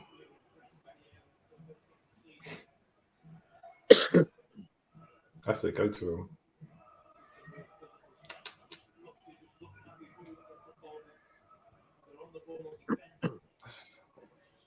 Come on, Ben White. You got to do better there. I didn't like that. That wasn't a good idea. Tony, you see how Saliba brought the ball out? Yeah. Stop talking about. It's like man's on him, and it just. There's no midfield transition. This is where it's going wrong. There's some decent defense. We're holding on, but when we get possession, there's no midfield dominance and transition. I'd like to see them. I don't know if it's they need more bodies, but I'd like to see them pass it around a bit and just get. I think what you got to realise is. There you go. Look, Odegaard's got the ball. Go on, Odegaard. Straight away. Put him in trouble. That's a foul. What? How's that not a foul? You got to be strong. Centre forward, back to goal. But it's exactly what I was saying, though. You see what I mean? The midfield gets the ball, and that's it. End of story. It's all over. Do you feel we need an extra man in midfield? We might do. With formation change. Which is what I'm saying. You can't keep the ball in midfield. But did you see that? Look at the pressure that Crystal Palace brought to the midfield just there. Yeah, they might be over. They might. And you know what you haven't figured out? They have an extra man in midfield. Why? How? Look at it. Oh, lovely. Go on. All the way. Nah, Saka's. I see. This is what I don't like about Saka here. That part there. That's not a good idea, is it? You know, you got to go. I mean, look, there you go. Who's that right in the middle? That's who you want to be picking up on. Who's that getting to the box? That's Xhaka. You want to be trying to get Xhaka. Xhaka's in a decent position. Yeah, Saka's lucky Bertram's not on the stream right now because. Yeah, you know that. He has got to do better there. He has got to do better. You do. You got to make better choices. And you know what you do, yeah. You know when you play the game when you've made the wrong choice, and you just shoot anyway. Yeah. The ones where it's like, okay, well, you know, I'm gonna have to shoot. The ball. I'm down an alley. To Zaha. Well in Odegaard. That's good play. I beg you, just try and put your foot on it now. Good play. Look, he's not good. He's not gonna rush. Yeah, that's the one. Get your foot on it, guys. It's just bobbling all over the place, man. Yeah, come on. I don't know who cleared it, but you're just inviting pressure. See, you just come straight back. Hold it, Ramsey. I think Odegaard heard us talking about him. Yeah, that was a nice little tackle. He nipped in there. Yeah. But yeah, just time party. Time, don't long. I don't know. Long ball. I think they must be tired. That must be it. And okay, we're in the 70th minute. Right now, it's going to make a change, man. I'd be looking to make a change. Yeah, I want more bodies in midfield. It's gone a bit stale, but we're outnumbered in midfield. Must be all the pressing, but I don't know what fitness or whatever. But we're just outnumbered in midfield. I'd bring on Lokonga for Xhaka, because Xhaka is a passenger right now. Rolls Royce. Good play. Oh, you came back. You guys are brave. Now he knows.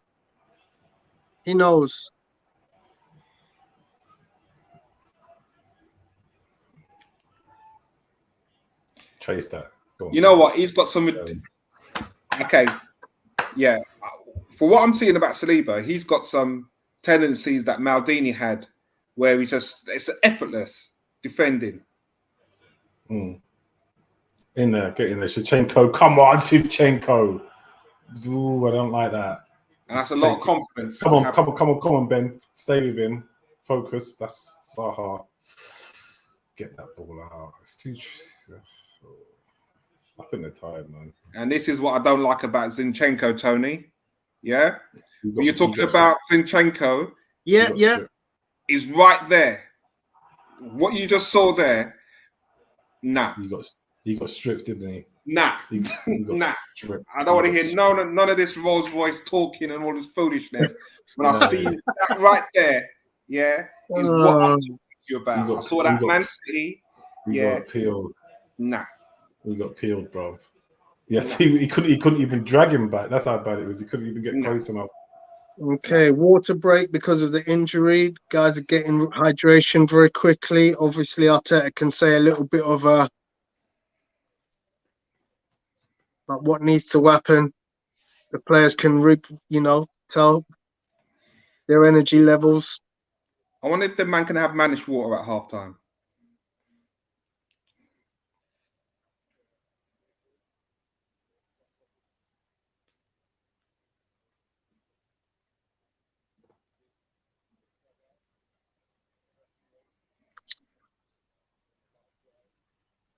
Looks like Arteta's really ripping into them at the moment.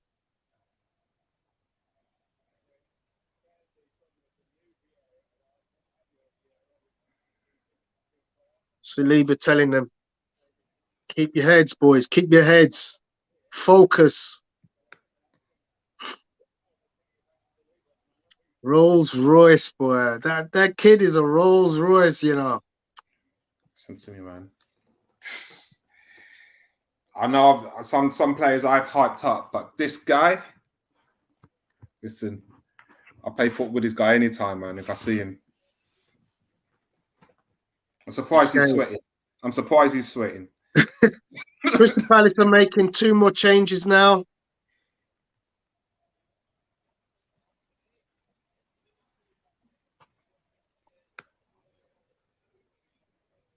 But the game's restarted.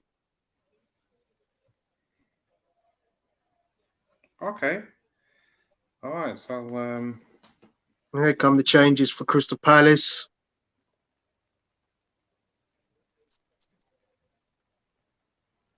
So Doucoure is coming off. Milovojevic.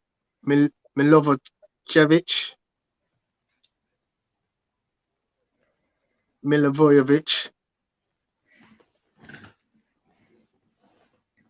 I thought they had another player ready. Looks like they've changed their mind.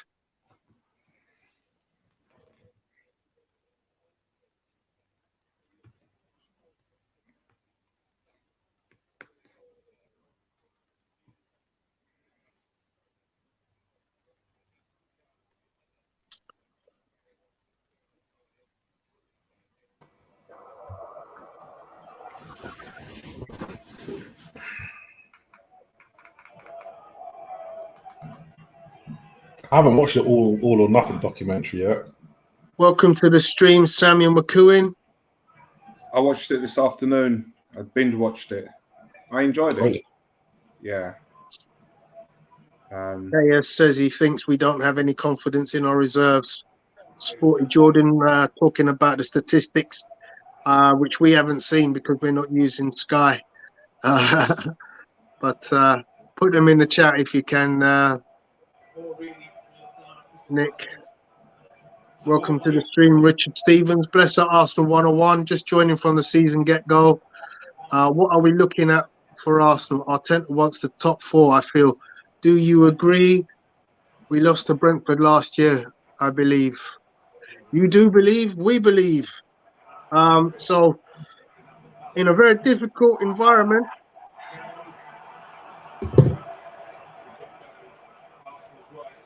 phew. I might have to go back on. I might have to go back on the podcast and change my the results. I've been quite optimistic about my results. I think I might have to change them. It's going to take a while to pick up, unless we're going to really pick up game after game. Yeah, I mean, when you look at the first fixtures, this is probably the most difficult. Yeah. You know, this is a very difficult. You know, do not put this as a gimme. This ain't one of them. You know. Yeah, I agree. The next game at home to Leicester will probably be easier than this. Oh, definitely. I think Leicester are in disarray right now. Financially, they're kind of challenged with who they can purchase. So yeah, we should, and we're home. So you kind of expect us to really take the game to them. Exactly my feelings.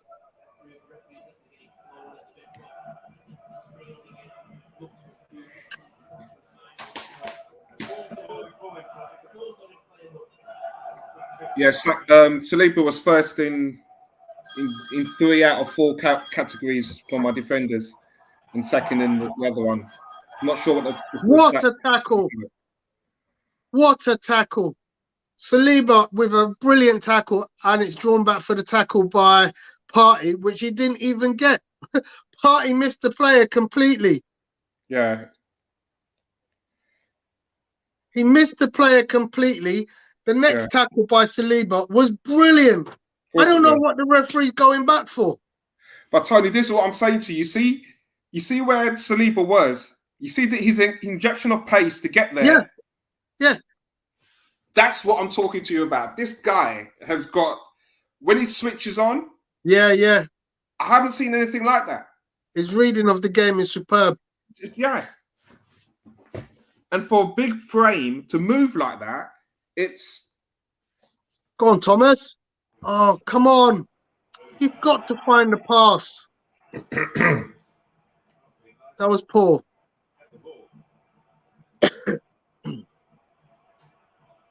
Roll in. Fair play. I didn't even get that. So, yeah, as you were saying.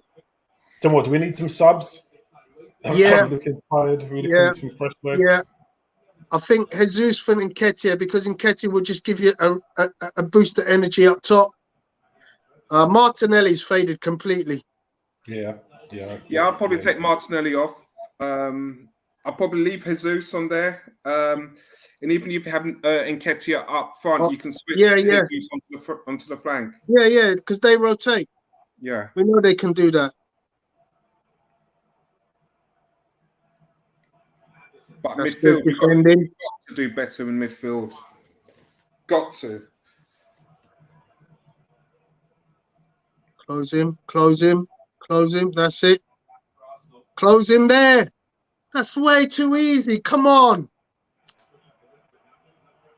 It's passive defending, boys. They must be knackered.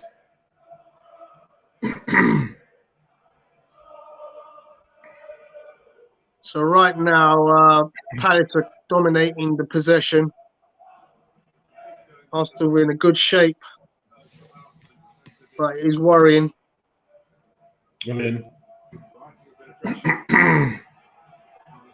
I would definitely have Nketiah for a break right now, because if we get the ball, you want someone who's going to inject the pace.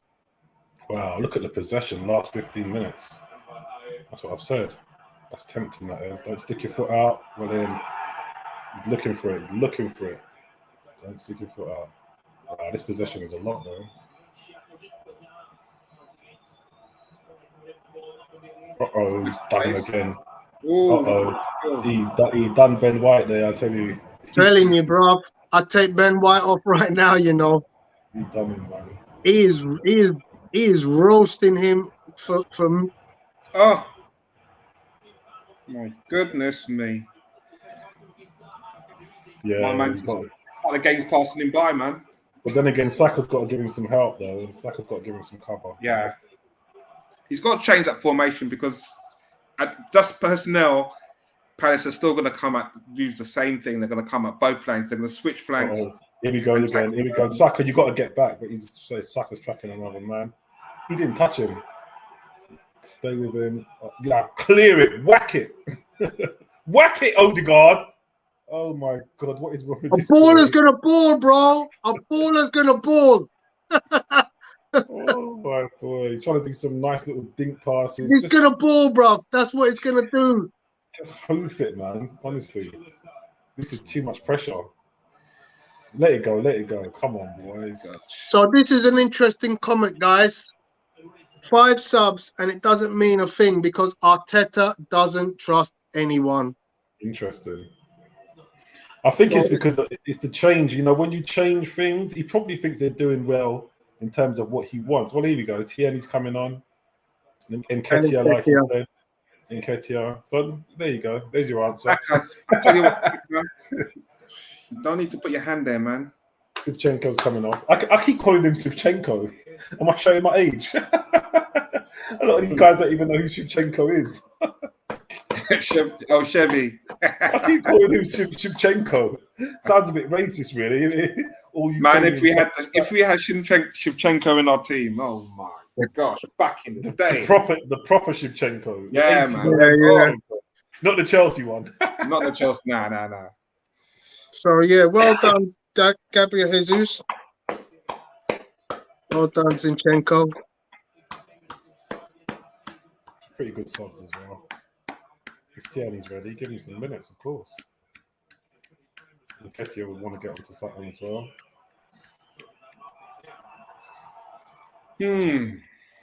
So you think Nketiah can be the number 2 striker for Arsenal?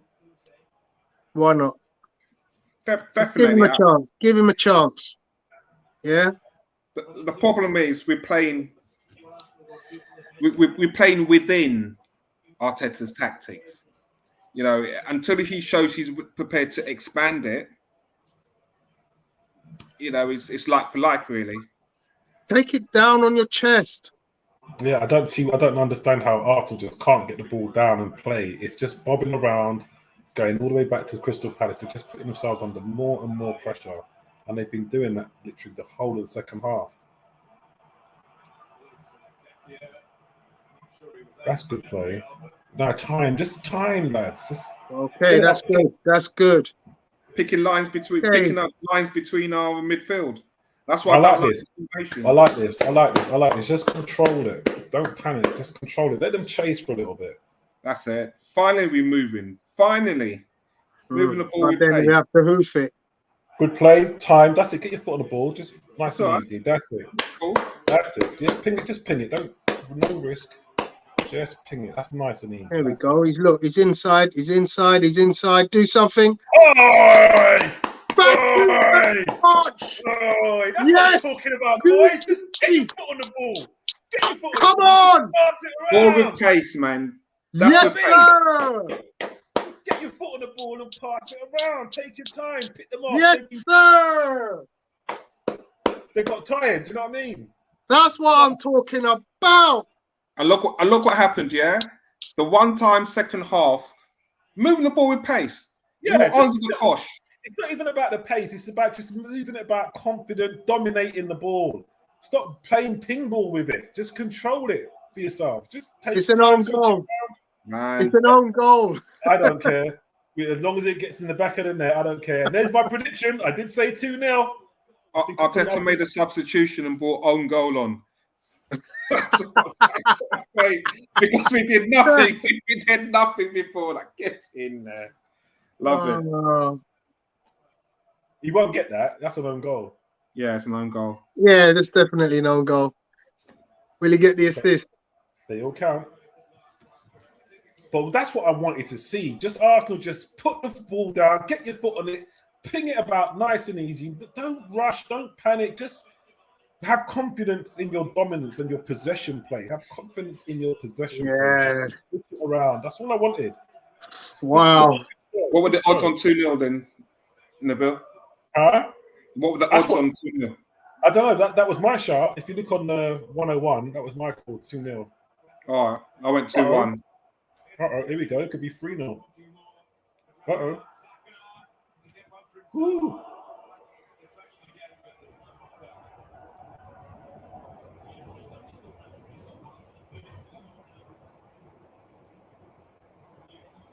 No, lucky. Shoot. You know what? If Saka had a right foot, my gosh, how many goals would that guy score? Fair point. Yeah. If you're that would make him 2-footed. So you basically. Oh my gosh! In that position, that ball there, just first time, put your foot through it.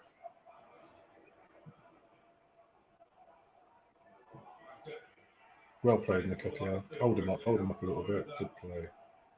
Hold him up.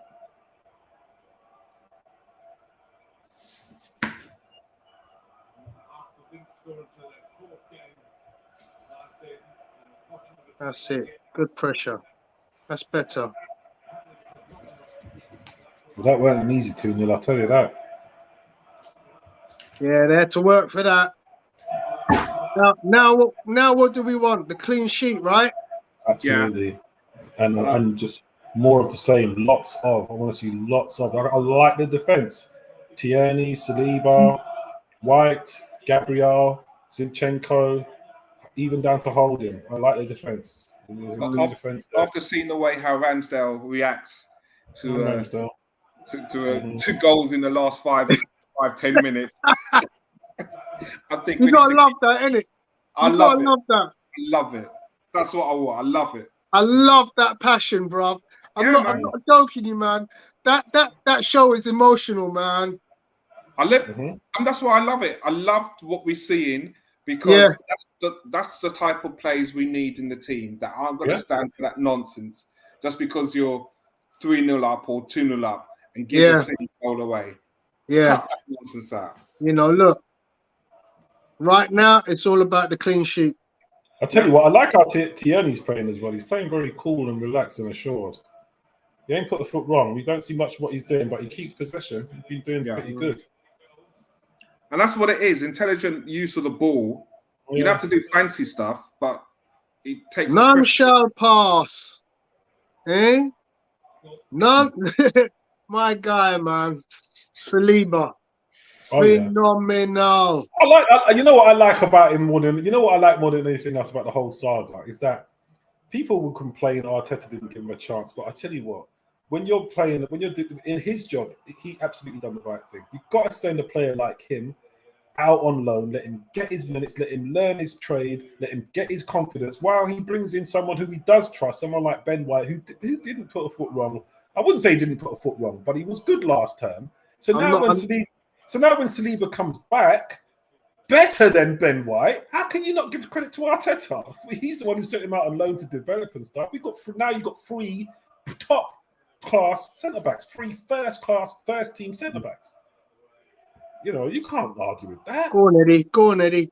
I understand what you're saying. Yes, Eddie. I just my point with the fans and is them saying that Saliba couldn't play Premiership football and he couldn't play Arteta's type of football. So he goes to Marseille, learns a new system, a different system, plays exceptional and comes back and everyone's looking and seeing, hold on, masterstroke by Arteta.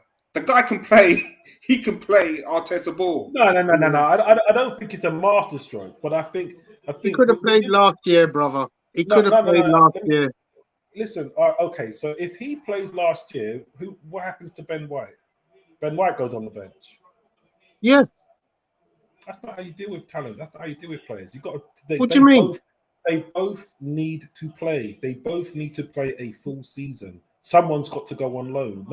No bench. People like Holding sit on the bench because you're not going to put Holding on loan. That's silly. What you just described makes no sense, my friend. Why is that? Why would you send a 50 million player on loan Well, you and don't. leave Holding on the bench? Well, this is what I'm saying. This is what I'm saying. You don't send a 50 million player on loan. You send a young player like a Saliba on loan because all he's going to do is develop. That's all he's going to do. Okay, so Nabil, what would you say if Tomiyasu right now is fit? Okay, how does that change the narrative of who starts as in centre back? Well, this is it. This is it. You've got good competition for places.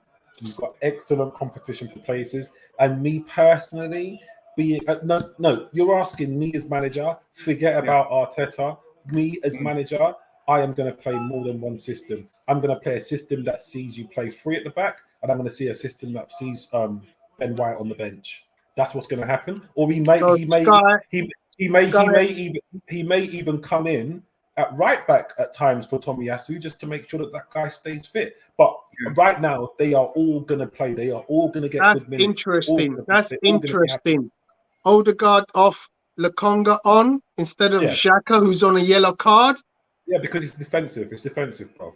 It's defensive. Xhaka can still play that role. The thing is, Odegaard, we've spoke for the large majority of the second half that he wasn't doing what we needed him to do. So he's shutting up shop. This is what you call shutting up shop. It's 92 minutes. He's coming on for seconds, bro. He's giving him a rest. He's coming on for seconds. He's got like 50 seconds, if that. You know, if that. Yeah, it's just a side thing. I don't even think there's any tactical thing about it. He's giving Martin Odegaard a rest, man. He must be flipping knackered. So he does cover a lot of ground as well. Fair play to him. He's got a lot of work to do. I mean, he went great today, if I'm honest. Decent. Yeah, but what you got to look at is, I guarantee when you look at the yardage of who's run the most, he's up there. Yeah, definitely. Yes, Saliba. Yes, Saliba.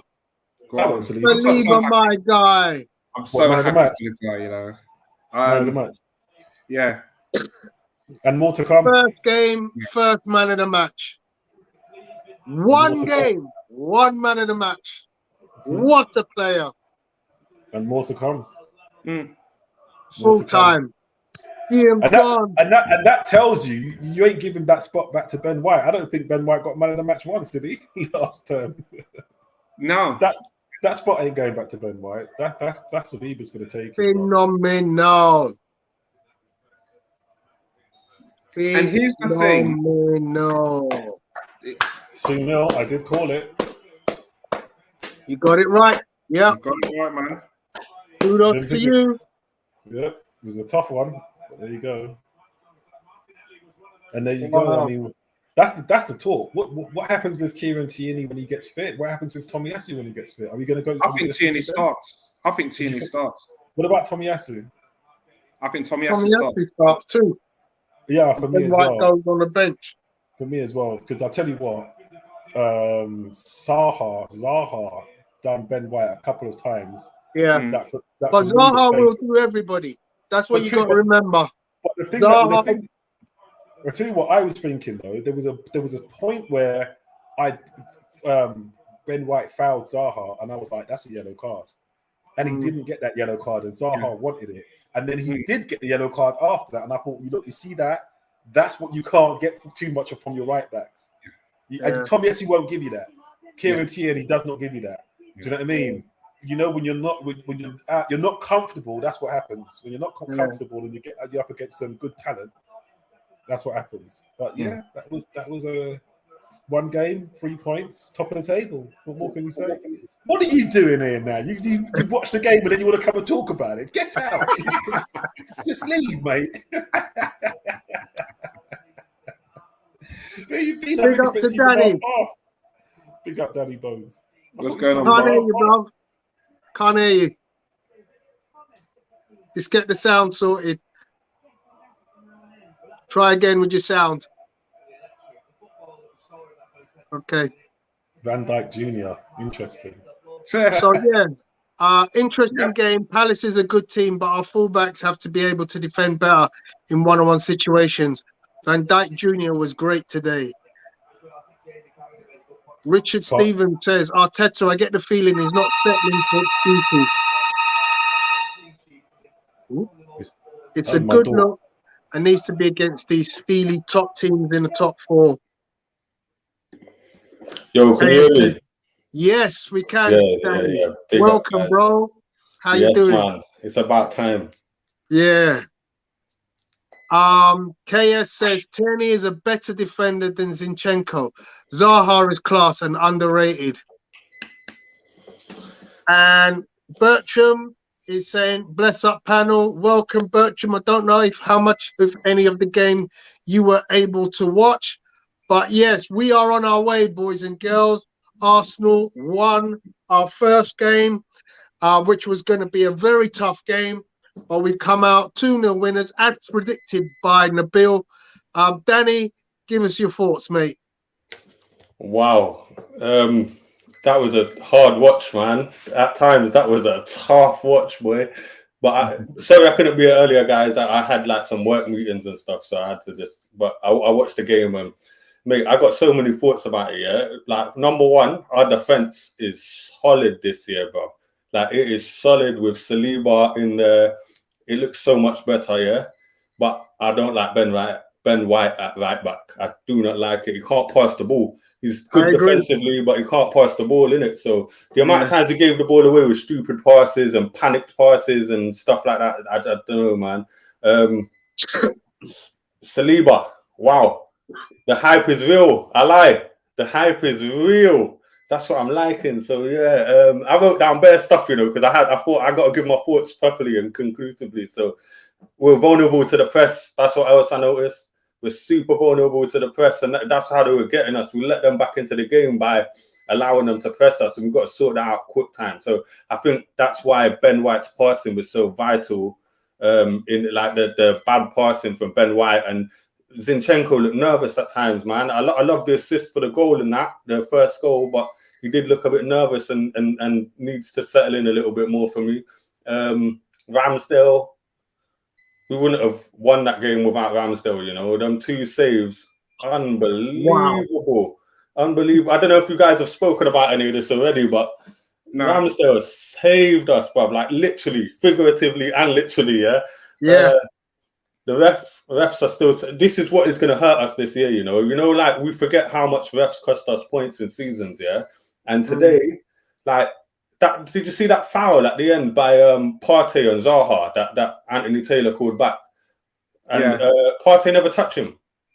Partey did a slide tackle and then Saliba pulled out a worldy of a tackle on him, and then that got blown for a free kick. And I'm like, stuff like that. And the yellow card on Xhaka, he fell over because he was trying, like, he anticipated, that's not supposed to be a yellow card. He fell over, and I've seen loads of people moaning about Xhaka. I'm not his biggest fan, yeah, but that wasn't no yellow card for me. I don't know, man. But so we need to watch out for refs and make sure we kill off games before they've got a chance to, like, even ruin it for us. And yeah, that's about it, man. Odegaard as well, I weren't too happy with in that game.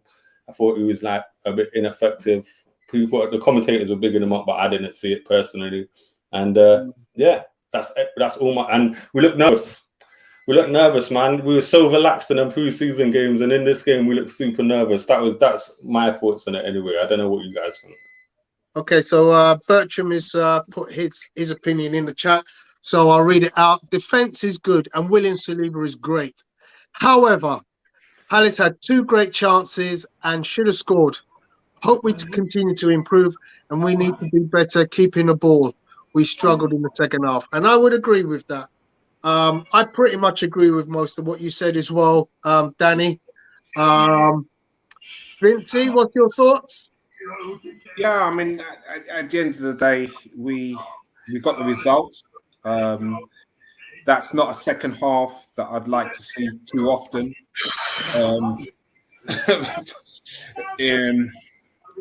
in the first half of the season or even next year, because it's we're going to be riding our luck on too many occasions. Ramsdale made 2 great saves, but also he was nervous in areas, and I just think we just got to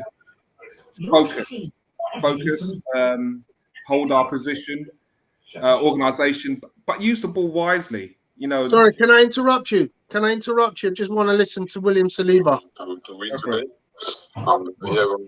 We conceded some occasion, but we were strong and solid, and it's good. How much do you think it was about character and fighting spirit that Arsenal showed in the second half? Because Palace were right in your faces. Yeah, it is like this. It's the first game. We knew it would be hard here, so we stayed compact and strong, and it's a good for the team. And for you personally, your long-awaited Arsenal debut, how did you enjoy it? Yeah, it's a long time I waiting for this moment, and I'm so happy to start my first game with a win and clean sheet. A lot of Arsenal fans were saying you played superbly tonight. How come it took 3 years for us to see you? How much good do you think that spell, that time in France, did you? Yeah, it's helped me to spend 2 years on learning in France, because I'm young, I need to play, and now I'm back, and I hope we will make a good season. How did you find it? Did you find it easy to slot into the side, to come in straight away? No, it's never easy. We have to give the maximum of ourselves, and it was good. What does a win? It's only one win. It's the first day of the season. But what does it give you in terms of a start? It's the first game. It's important to win for the confidence and to start well the season. And they needed to start well after the beginning to last season, as Peter has mentioned already today. Yes, Saliba. Saliba the Invincible. Love him. Yeah, I think tonight settled the arguments who's going to play out of him and Ben White when Tomiyasu's fit. You know, like there's no, not even close comparison. Like I think there's more of an argument between Gabriel and Ben White. Saliba's nailed on for me, man. Yeah, I agree. It's the quality that Sleeper has in his arsenal, that he can turn up and play this game after not playing for Arsenal for 2 years, being sent out on loan. True, that's a good point. And really turn your volume down, Nabil. Mine? Turn your volume down, bro. It's right down. It can't be mine. Whose TV can I hear? Not mine. My mic was muted, fam. Yeah, it must be me. Watch it be my man's TV. You can hear his own TV. It could be you, T. It's not me. What's going on, Alex? Big up yourself, man. I think somebody watching the stream on their in. So yeah. Anyway, so a couple of comments. Let's address those. KS says William the Great Saliba. He was good last year, and this false narrative about him last year was nonsense. He should have played since last year. I agree 100%.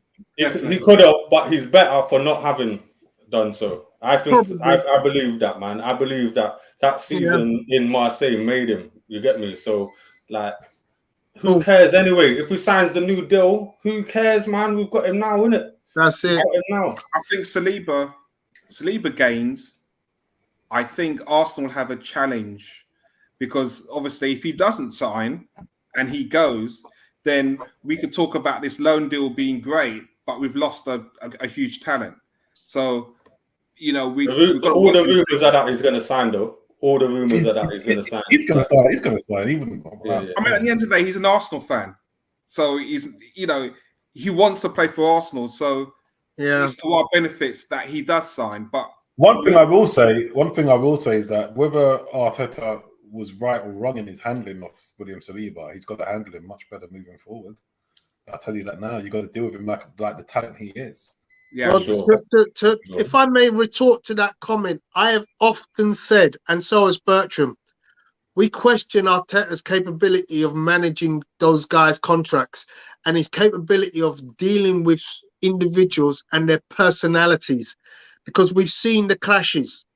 Yeah, we've seen We've seen him not be able to deal with the contracts, which isn't all his fault, because really and truly that's down to Edu and Vinay. That's their job to manage contracts. But B, we have seen personnel issues, you know, not least Aubameyang. Yeah, we have seen Guendouzi. We have seen others. Sorry, can I just let me make a point just quickly about what you just said. Yeah, if you've been watching All or Nothing, you can see why he handled the man like that. They were negative influences on the dressing room, you know, fam. Like, and no matter how of a star Aubameyang was and how talented potentially Guendouzi is going to be, they were negative influences on the dressing room. So you have to cut them out. Like that's where Man U have had so many problems. They've had world-class players since Fergie left, yeah? Like the Pogbas, the Angel Di Maria, all these people, Ibrahimovic, all of these people, but they're not good for the dressing room. You see what I'm saying? So that's why he handled... watching All or Nothing has raised my respect levels for Kroenke, for Edu, and for Arteta. I didn't have that respect for them, but watching it, yeah, I can see that it's not what people thought it was, you know. It's not what people thought it was. So anyway, go on, Tony. Yeah, no, I watched the first 3 episodes. I mean, boy, that was emotional, man. The North London derby, wow, you know, that was just something else.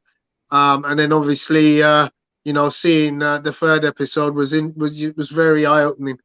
But yeah, you know, look, he's our player, man. What's done is done. I think we got to move on from, you know, whether he would have been better or not. We just got to move on. We have him now. He's performing in the way that many of us expected him to. Long may it continue. Let's not get too overblown, because, you know, he's going to make a mistake somewhere along the line. They're going to concede goals. You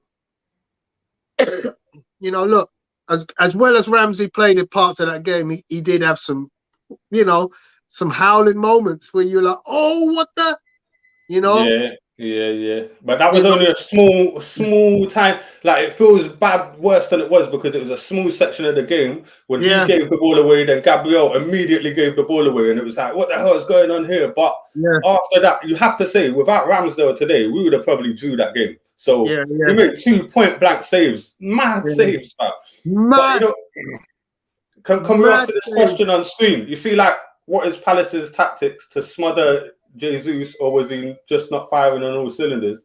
I saw today a problem that's been there for a whole season last year, is that we're struggling to find our centre forward in Premier League games. I saw the same issue. My thing is that, you know what, we got a lot of good individual talents. You know, we've been speaking all like summer about the different talents. We've been speaking about Odegaard, Saka, Jesus, Zinchenko, Kieran Tierney, Saliba, Gabriel's had his little mention. Everybody's had their mention. We gassed about Ramsdale all last season to the point we almost forgot what he can do. And even Ben White, because he's a quality player as well. What you got is a good team here. I think, like I said, if we can get Tielemans, that'll be the icing on the cake. But like I said, it's all about what we do in games like this. This was a really good litmus test, because you could see Odegaard was off the pace. I thought Jesus played well.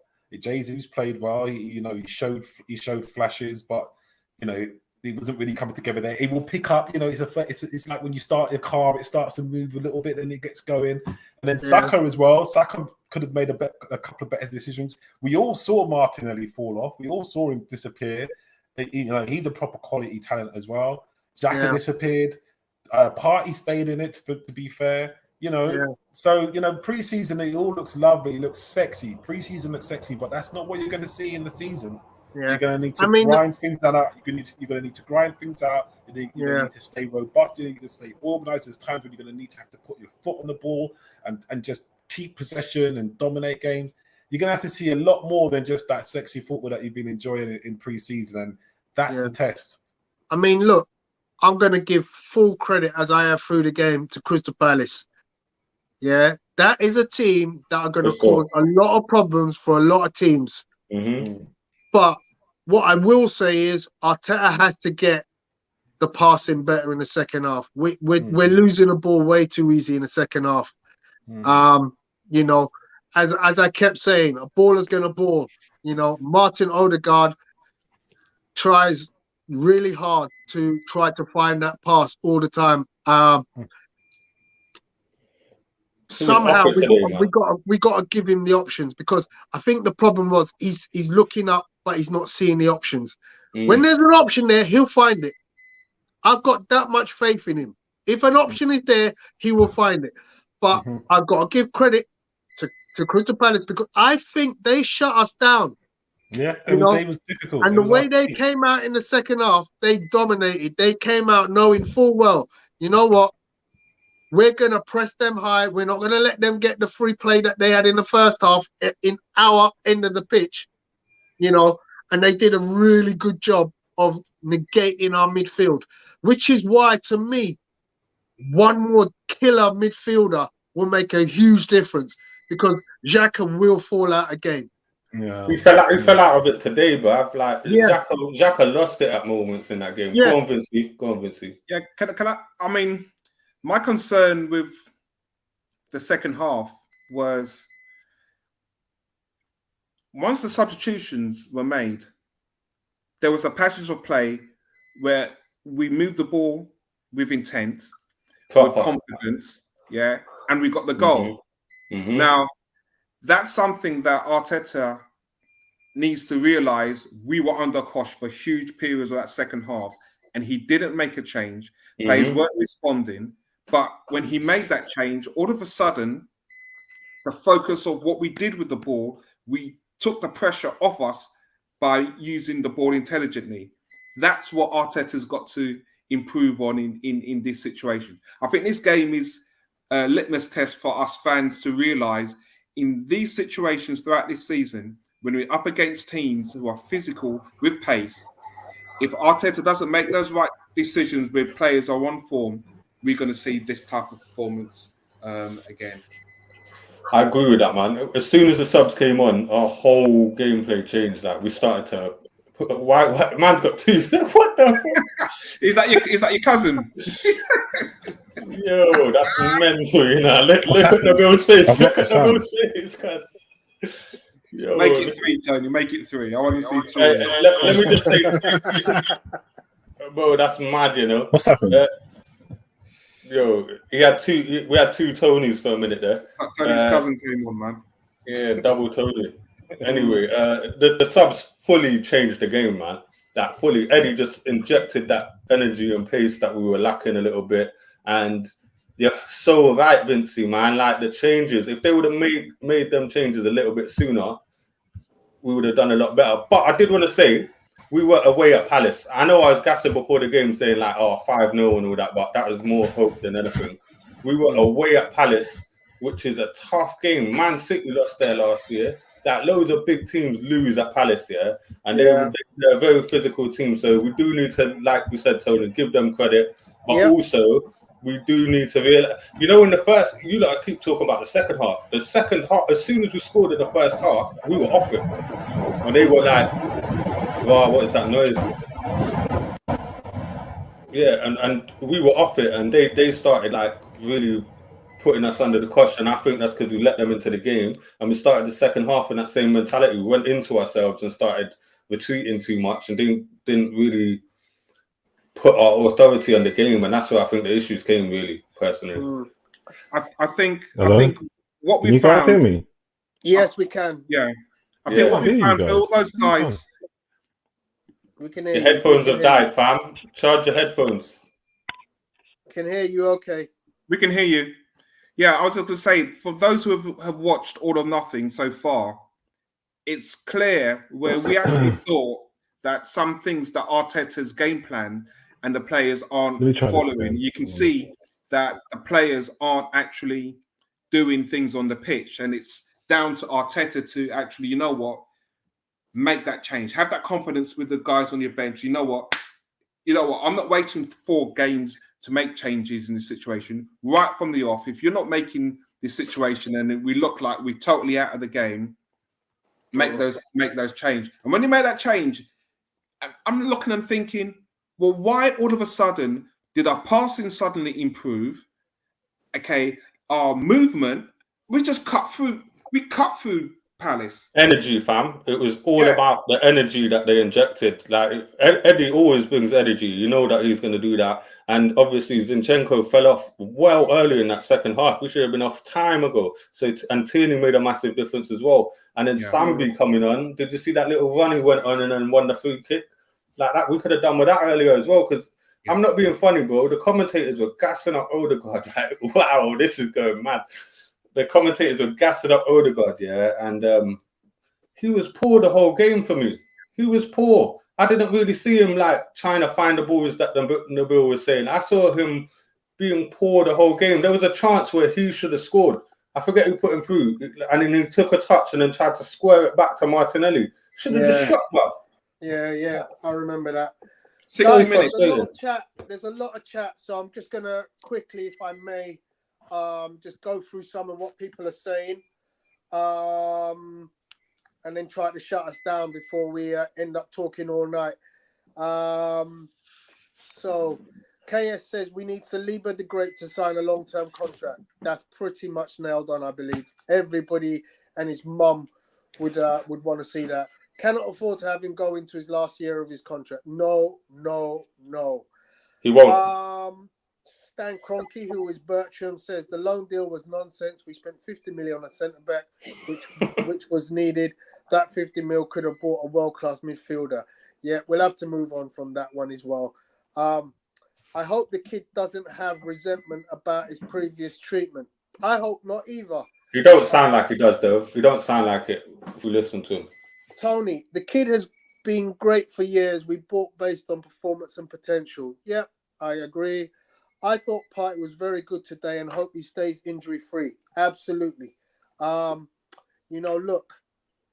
See, even he said Odegaard weren't that good today. To me, when you look at how important and how influential Partey is, I'm going out tomorrow and buying Milinkovic-Savic. I'm swear down that is the player we need. Anyone disagree with me? I don't know. I think he could turn out to be another Xhaka kind of guy, man. Like, he's a bit slow. He's a bit too slow, man, for me. I like him, but he's a bit slow. But I'd rather Tielemans because he'll get the game moving a bit more and give us that incisiveness that we're kind of lacking, and he scores goals. That's where Xhaka flops. You get me? Okay. So, yeah, I think positionally, Tielemans will add in attack and in defence, and that's what we need right now.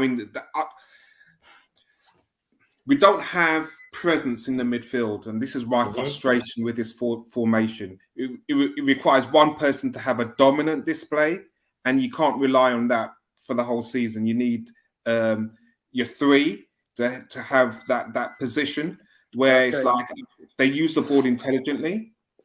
Yeah, I mean, we're carrying Xhaka. He's not hard. Yeah. Anyway, moving on. Palace is a very athletic team, and we didn't match them athletically in the second half. I agree.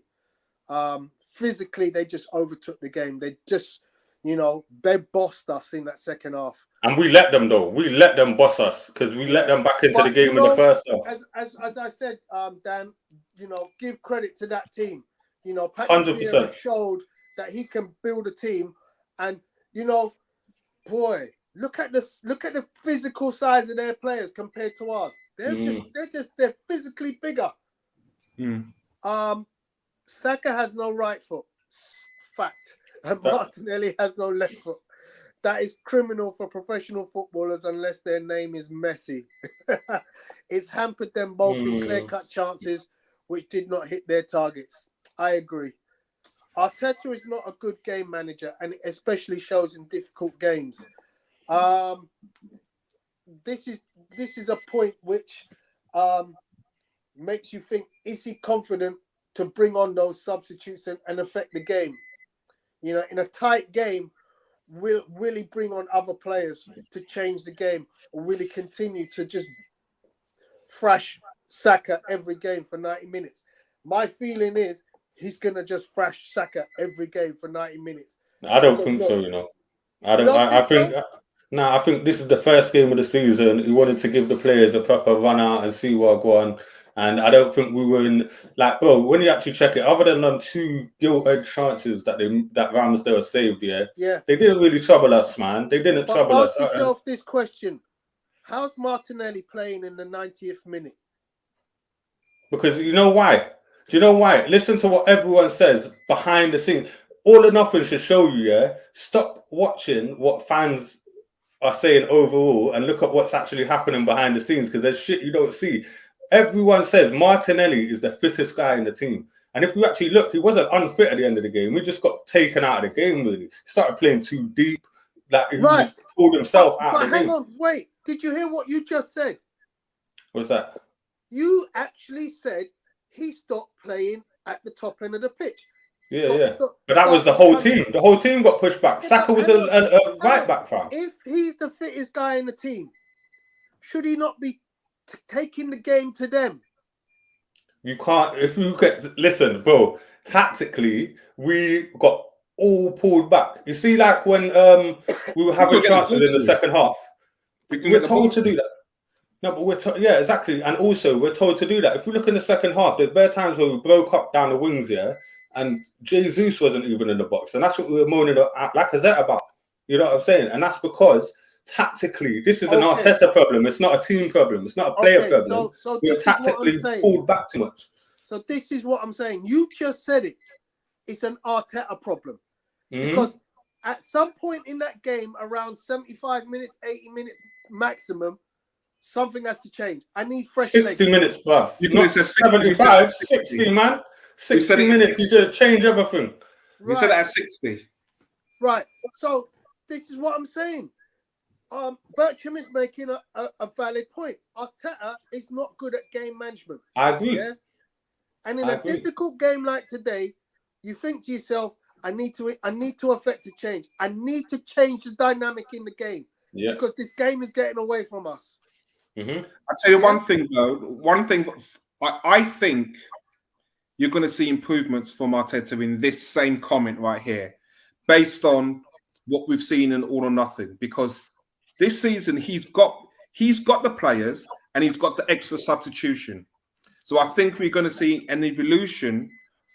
We need to see an evolution, but I think we will see an evolution of based on what, bro? Based on what we saw last season. He did the same. No, not so much last season. I'm thinking based on the players that we have this season. He's got better players. Okay, so if he's hold on, if he's got better players, he's got extra substitution. Okay, the two things you can't do is do what you do last season. Yeah, I mean, I'd like to agree with you, but the proof is in the pudding. How many subs did he make today? 3. How many could he have made? 5. Yeah, but we ain't got all the players available yet. Like, imagine we had Fabio Vieira. He would have definitely come on from for Odegaard at some point. Yeah. We would have had Smith Rowe would have probably come on for Martinelli as well. So that would have been the 5, I reckon. So, yeah, I see what you're saying. And the reason I said it's the first game of the season, we weren't under that much trouble. Yeah, we were like literal trouble. Nah, they were dominating us, but they weren't troubling us that deeply, bro. They could have equalized easily, bro. Danny, I felt violated in that second half, man. I'm not gonna lie. I felt no, violated. But yo, we're fans. I was nervous as hell. I felt violated in like the way how Palace were treating us. I'm thinking, I know they're at home, but I'm like, yeah, me too, man. But you know what it is? Us, man, need to realize we're fans, so we get them nerves that they're not experiencing. Yeah, go and watch the highlights of this game, and you'll realize that they had 2 chances, and Ramsdale saved them both. 2 gilt-edged chances. Every other shot was like a sketchy chance. It was not even a half chance. It was a quarter chance. Go watch the highlights again, bro. Yeah. I'm sure. They fizzed the ball across the box a couple of times. I think the story that highlights how our second half went is our man of the match. Because if he didn't have that performance, I think seriously we'd be having a completely different conversation. Because I didn't even see who the man of the match was. Who was it? Saliba. Easy. Okay. And he made some covers when Ben White got violated. Yeah. That seriously saved us. That's why he's there, fam. That's why he's there. That's what I'm saying. We didn't have him last year. That's the story. That's the story of the second half. That really is the story of the second half because we were under the. I guarantee you, Palace. I guarantee you, this season we are going to see Palace take points off Man City or Liverpool or Tottenham or Man United at home. I guarantee you. I'll bet you now £100 that they will take points off them. When I say take points, they're going to beat them like 3-0 or something. In a game like today where it's tight, the other team, like Palace, will have chances, City will have chances, but Palace will get the better of them. The difference today was what I said right at the beginning when I gave all my thoughts on the game. Our defence was solid. We still have the same issues in attack, and that comes from our tactics. Like I said, we get pulled back too deep. We go into 2 banks of 4, like the traditional old school low block. We do all that shit, but we don't. That then means that when you get the ball and you're trying to counter attack, there's no one up there to lump it up to. Do you see what I mean? Yeah, but I think the substitution showed me that players in their mindset didn't use the ball right.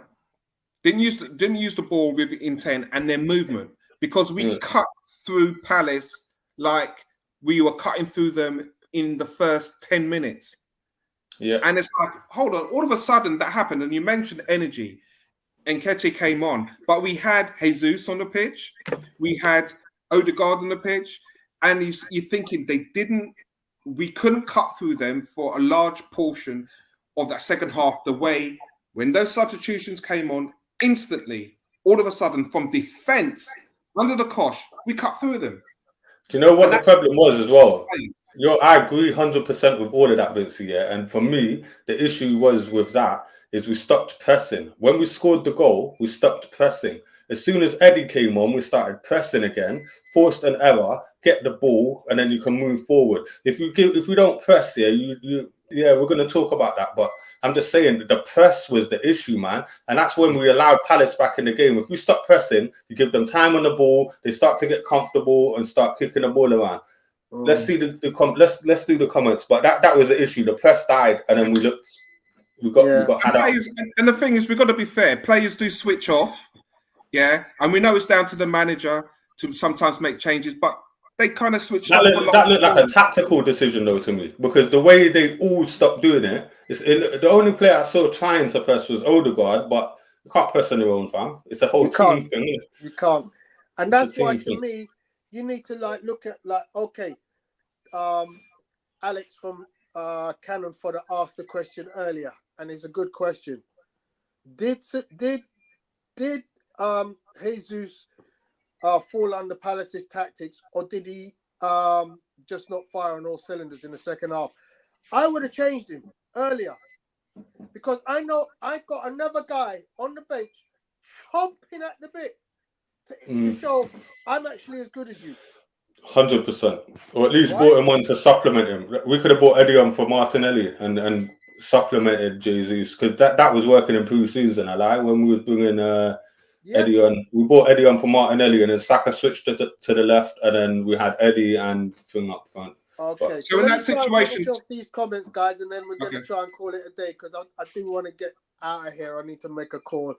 Saliba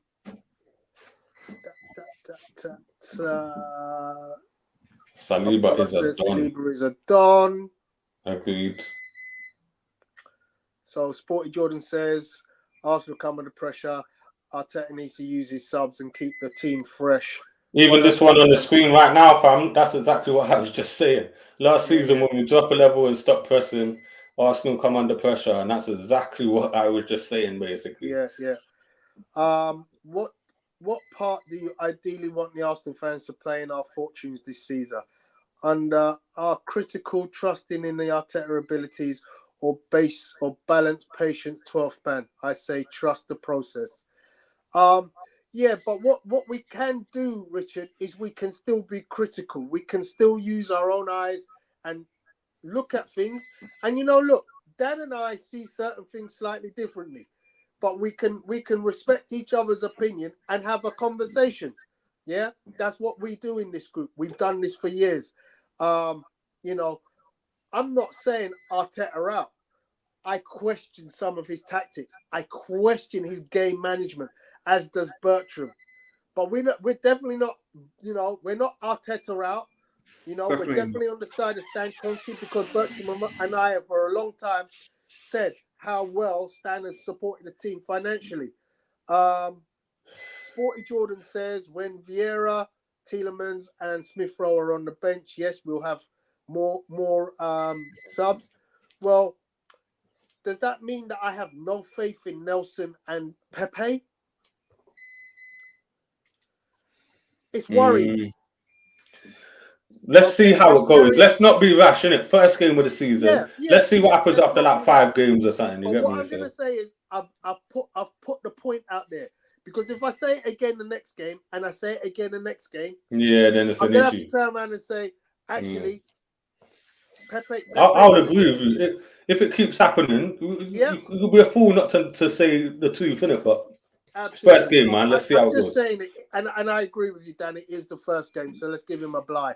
We got a 2-0 win. We have to be ecstatic at that win at Palace. Exactly. Difficult ground to go to for any team. Any team will find it difficult there. So absolutely. Believe. Bertram says we should take Zaha on a free next year. He creates so many mismatches, which put defense under pressure. If he's available on a free, pull the trigger, because he wants to come to Arsenal. It's scary for defenders. I lie. It's scary. When he gets the ball, all you're thinking is there's going to be a free kick or a penalty here. That's all I'm thinking every time he gets the ball, man. Did you do player ratings? What did Xhaka get? No, we didn't do player ratings. We'll run through them quickly in a minute. Zinchenko was getting roasted and should have been changed earlier. But then, who was getting roasted worse, Zinchenko or Ben White? Ben White, by far. Right. But our fullbacks were poor today. If you're honest, our fullbacks were both poor today. Like Zinchenko got the header. Like that was a bad boy corner, by the way. That set piece, coach. Yeah, Jesus, that corner was mad. I've never seen anything like it. So credit for that. But our fullbacks were poor. Stan Kroenke, who is Bertram, says Eddie should have come on for Saka, not Martinelli. I keep going. Arteta's tactics won the game. Yeah, I mean, that's in guaranteed. The end, ultimately. Ultimately, you guys talking like we lost 2-0. Where's the positivity? Yeah, look, as I just said, you have to be able to look at things and go, I didn't like this element of the game, or I didn't like that element of the game.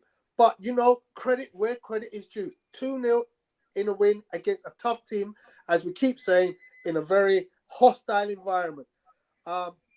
We have spent over $500 million since 2019.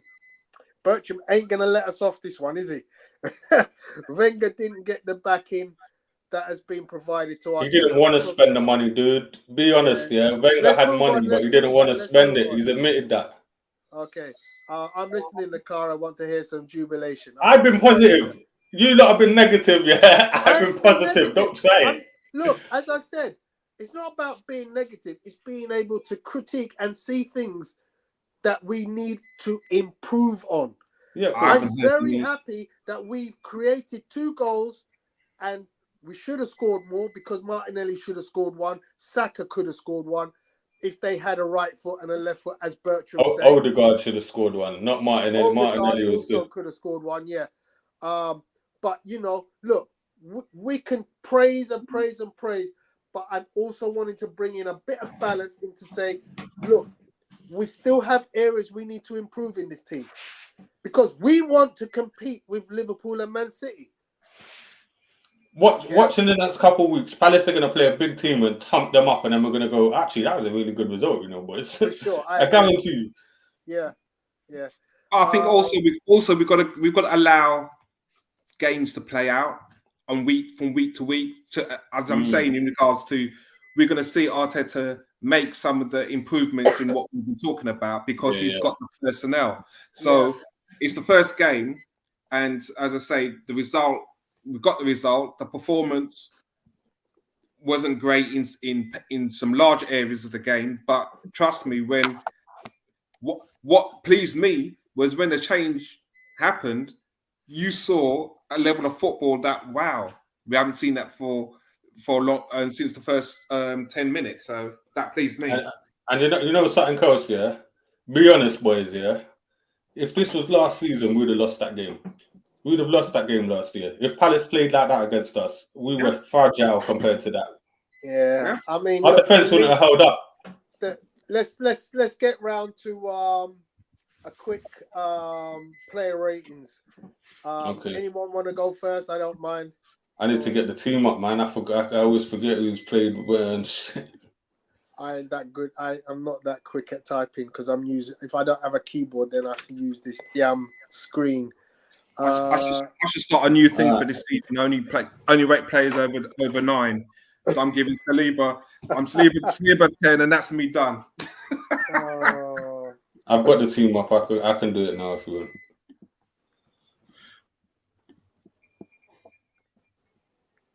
All right. Are you ready? I'll do mine while you're doing that if you want. Okay, yeah, go ahead. Ramsdale, I'm giving a 9. I actually think Ramsdale would have been man of the match if Saliba weren't the new boy. I think he would have been, and he deserves it because he saved us. Like, we would have lost that game without him. So I give Ramsdale a 9. Ben White, 5, and only because of his defensive work. Otherwise, it would be a 4. His passing was horrendous, but yeah, I'll give him a 5. Saliba, 9 again. 9. I'll give Ramsdale a 9.1 because he was slightly better than Saliba. Gabriel, couple shaky moments in it. A 6, 7. Gabriel. Zinchenko a 6 because of the assist for the goal. Partey 8. Give him an 8. He played really well for me. Xhaka 6.5. Like I don't think he deserved the yellow card, but the fact he got it and being Xhaka is just horrific, and he didn't really do anything. Saka 7. No, 7.5 for his assist for their own goal. Odegaard, I'm giving a 4. I think he was our worst player today. Like, he just didn't do anything for me. Danny, can I stop you? Danny, can I stop you? Go on. You just said you rated Saka for a miss kick. It was a cross that got deflected in the goal. It was a good cross. Or was it a miss kick, bro? No, it was a cross. It was a cross. Watch it again. It was a cross across the box, and Guehi headed it in. Like, that was a cross, bro. So I give him. What did I give him there? A 7.5. Odegaard got a 4 because I thought he was our worst player. Like, I'll be honest with you, I thought Odegaard was the worst I've seen him, and I like Odegaard, so that's just my rating for him today. Martinelli gets a 7 for his goal, but kind of out of the game otherwise. And Gabriel Jesus a 6 because he was anonymous like for most of the game. Had a couple of brilliant runs in the first half, and we saw like flashes of what he can do, but didn't really get into it. And the subs, Eddie Nketiah, who came on? Eddie Nketiah got a... I don't know, they all come on so late. I have to just give them all 6s, man. All 6s for the subs. Tierney, Sambi, and Eddie. Okay, Vince, are you ready? Yeah, I'm ready. Go for it, brother. Ramsdale, I'm going to give an 8. Those two saves were world-class, kept us in the game, but he also has some shaky moments. So I'll give him an 8 there. White, I'm going to give a 5. You know what? Can I change? Sorry, Vincey. Can I just change my rating? I'm not giving Ramsdale a 9.1 after what you just said. I remember that he's going to go down to 8.5. Saliba's my man of the match. 9. Go on. Cool. Sorry. Yeah, man. White. I'm going to give a 5.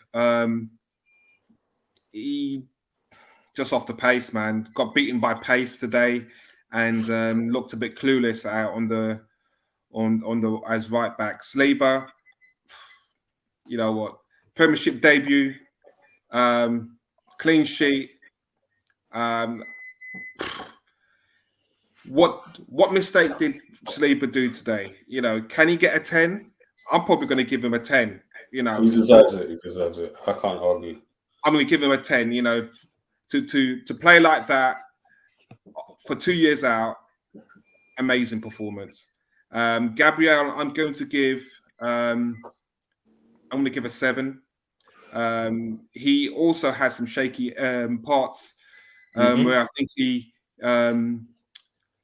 he had a miscue onto the crossbar or the post.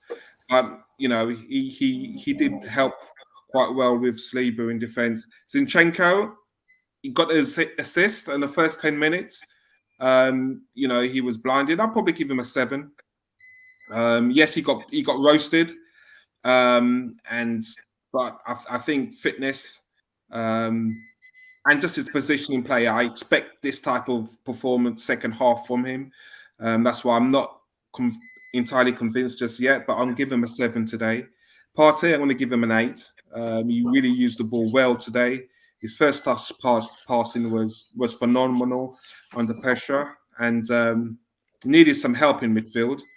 Xhaka, I'm probably going to give him a 6 today. Yeah,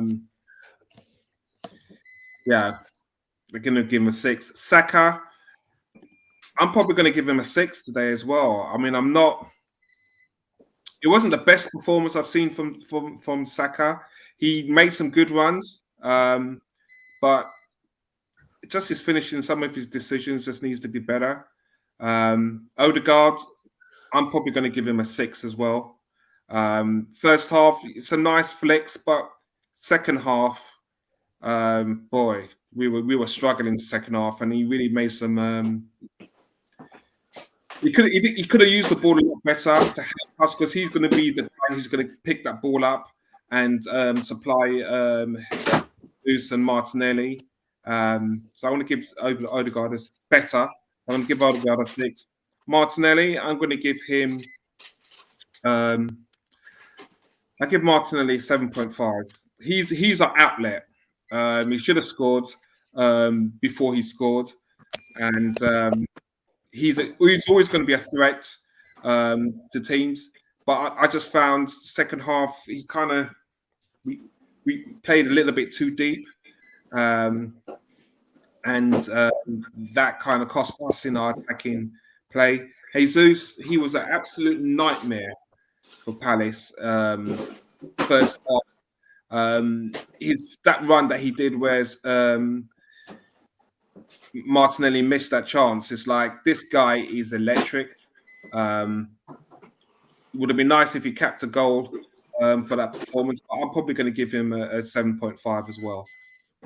The subs, they made an impact with just the way how we passed the ball, but I think they all just get a 6 just for turning up.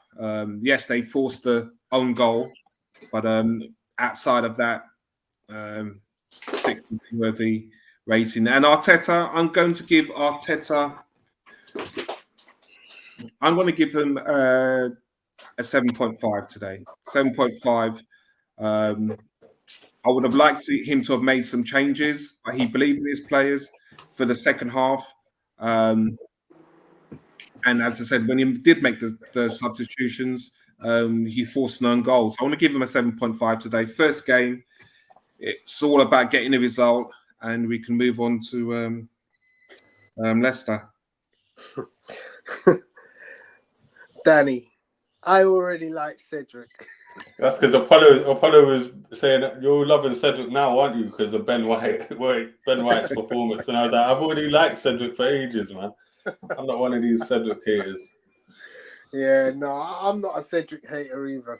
Okay, let me do my my player ratings, and then we can get the hell out of here and enjoy the rest of our evening, having won the game. Ramsdale. Too good, too bad, isn't it, really? They cancel out each other. I give him an 8. Ben White, you know what? I think you've been a bit harsh on him, because he is playing possibly the most dangerous left back in the country. That guy is going to have pretty much every right back on toast every game he plays. True. I didn't mark him down for his defensive ability, though, bro. I marked him down for the pressure he put us under by panicking every time we passed the ball. Yeah. For that, I'm going to give him a 6. Saliba, as Vincey says, when you don't make a mistake in a game, you got to be given a 10.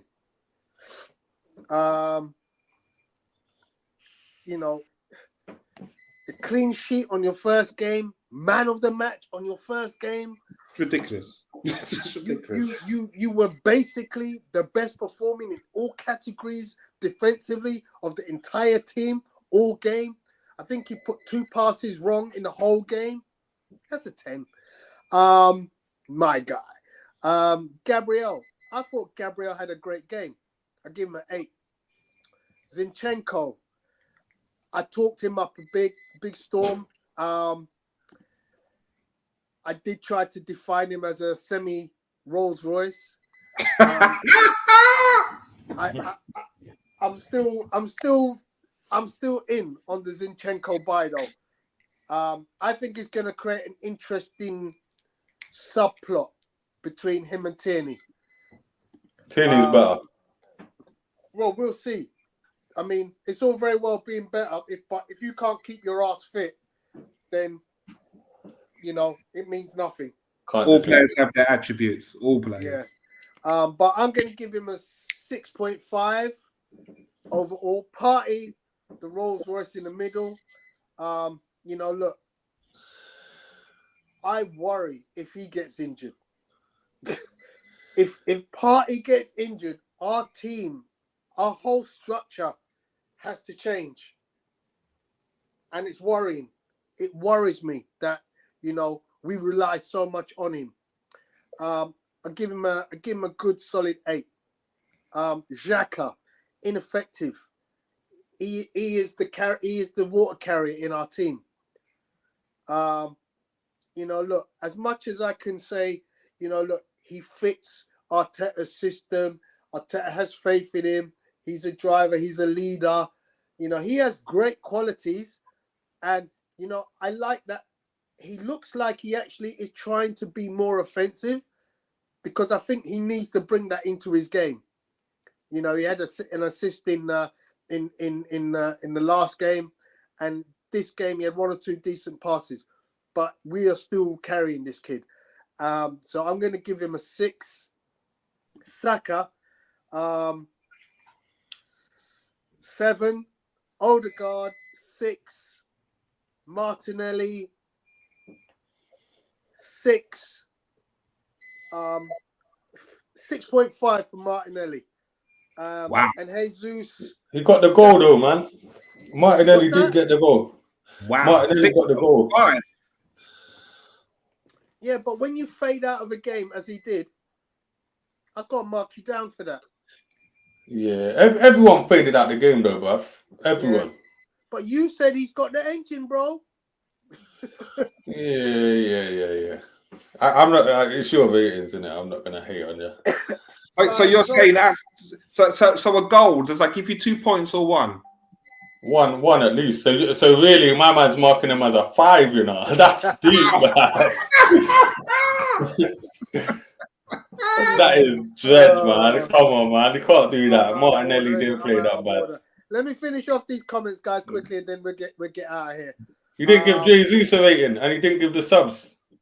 Yeah. Sorry, Jesus. I give him. I did actually say 7. I said 6 or 7, but I'm going to finish on a 7. And what was your ratings for Arteta, guys? Both of you guys didn't give Arteta ratings. Okay, so I will give Arteta an 8. I would have given him an 8, but the subs were too late for me, so I'll mark it down 7.5 like you, Vincey, just because of that one factor. Like that really kept us under pressure when we could have done with relieving some of that by having fresh legs on the pitch. For me, nice. Yeah, I mean, it just to me, it tells me he doesn't have the confidence in them players. Nah, man, I honestly think that's a first game of the season thing where, and he weren't feeling the pressure like the fans were. I think it was they're not really troubling us. Like they're having a couple of chances. Be able to see that game and read it. That you know what, I need to change the dynamic. The ball is too much in our own half. The possession stats alone in the second half, you got to look at that and go, I need to affect the game so that we need Vieira, you know, bro. we need Vieira because he's a guy that can hold the ball and keep the ball. He's one of them sort of guys in a tight area of the pitch that he can keep the ball. So that's where we're lacking like right now with our subs. Okay, let me finish off, guys. I must admit that even though we won, I expected a better performance given how well we played in pre-season. Having said that, this is only our second win against Palace in the last 9 meetings. Wow, so, that needs to be kept in mind there, boy, because that's what I've been saying. We're lucky to get there and go out with a clean sheet, 2 goals. You know what I'm saying? So So he carries on. I am sure City, Real, Barca, etc. already to keep him. That's true, you know. They might be, but he's staying, man. Like I'm pretty sure. I'm like 80-90% sure he's staying, man. Okay. Patrick's game plan was to shut Odegaard down, and it worked. Fully. Okay, guys, closing comments, please, because I got to get out of here. Good win. Vince, you go first. Go on, say. Yeah, man. Got the win. Saliba, Arteta, Arsenal fans, loving it. Top of the league, guys. I think that would do, you know, bro. I think that says it all, man. Yeah, I'm good with that as well, brothers. So thank you guys for coming in. Everyone in the chat, make sure you hit the like on the way out. Thank you all for joining us, and we look forward to seeing you again on the next one. Peace. Take it easy, guys. Enough love.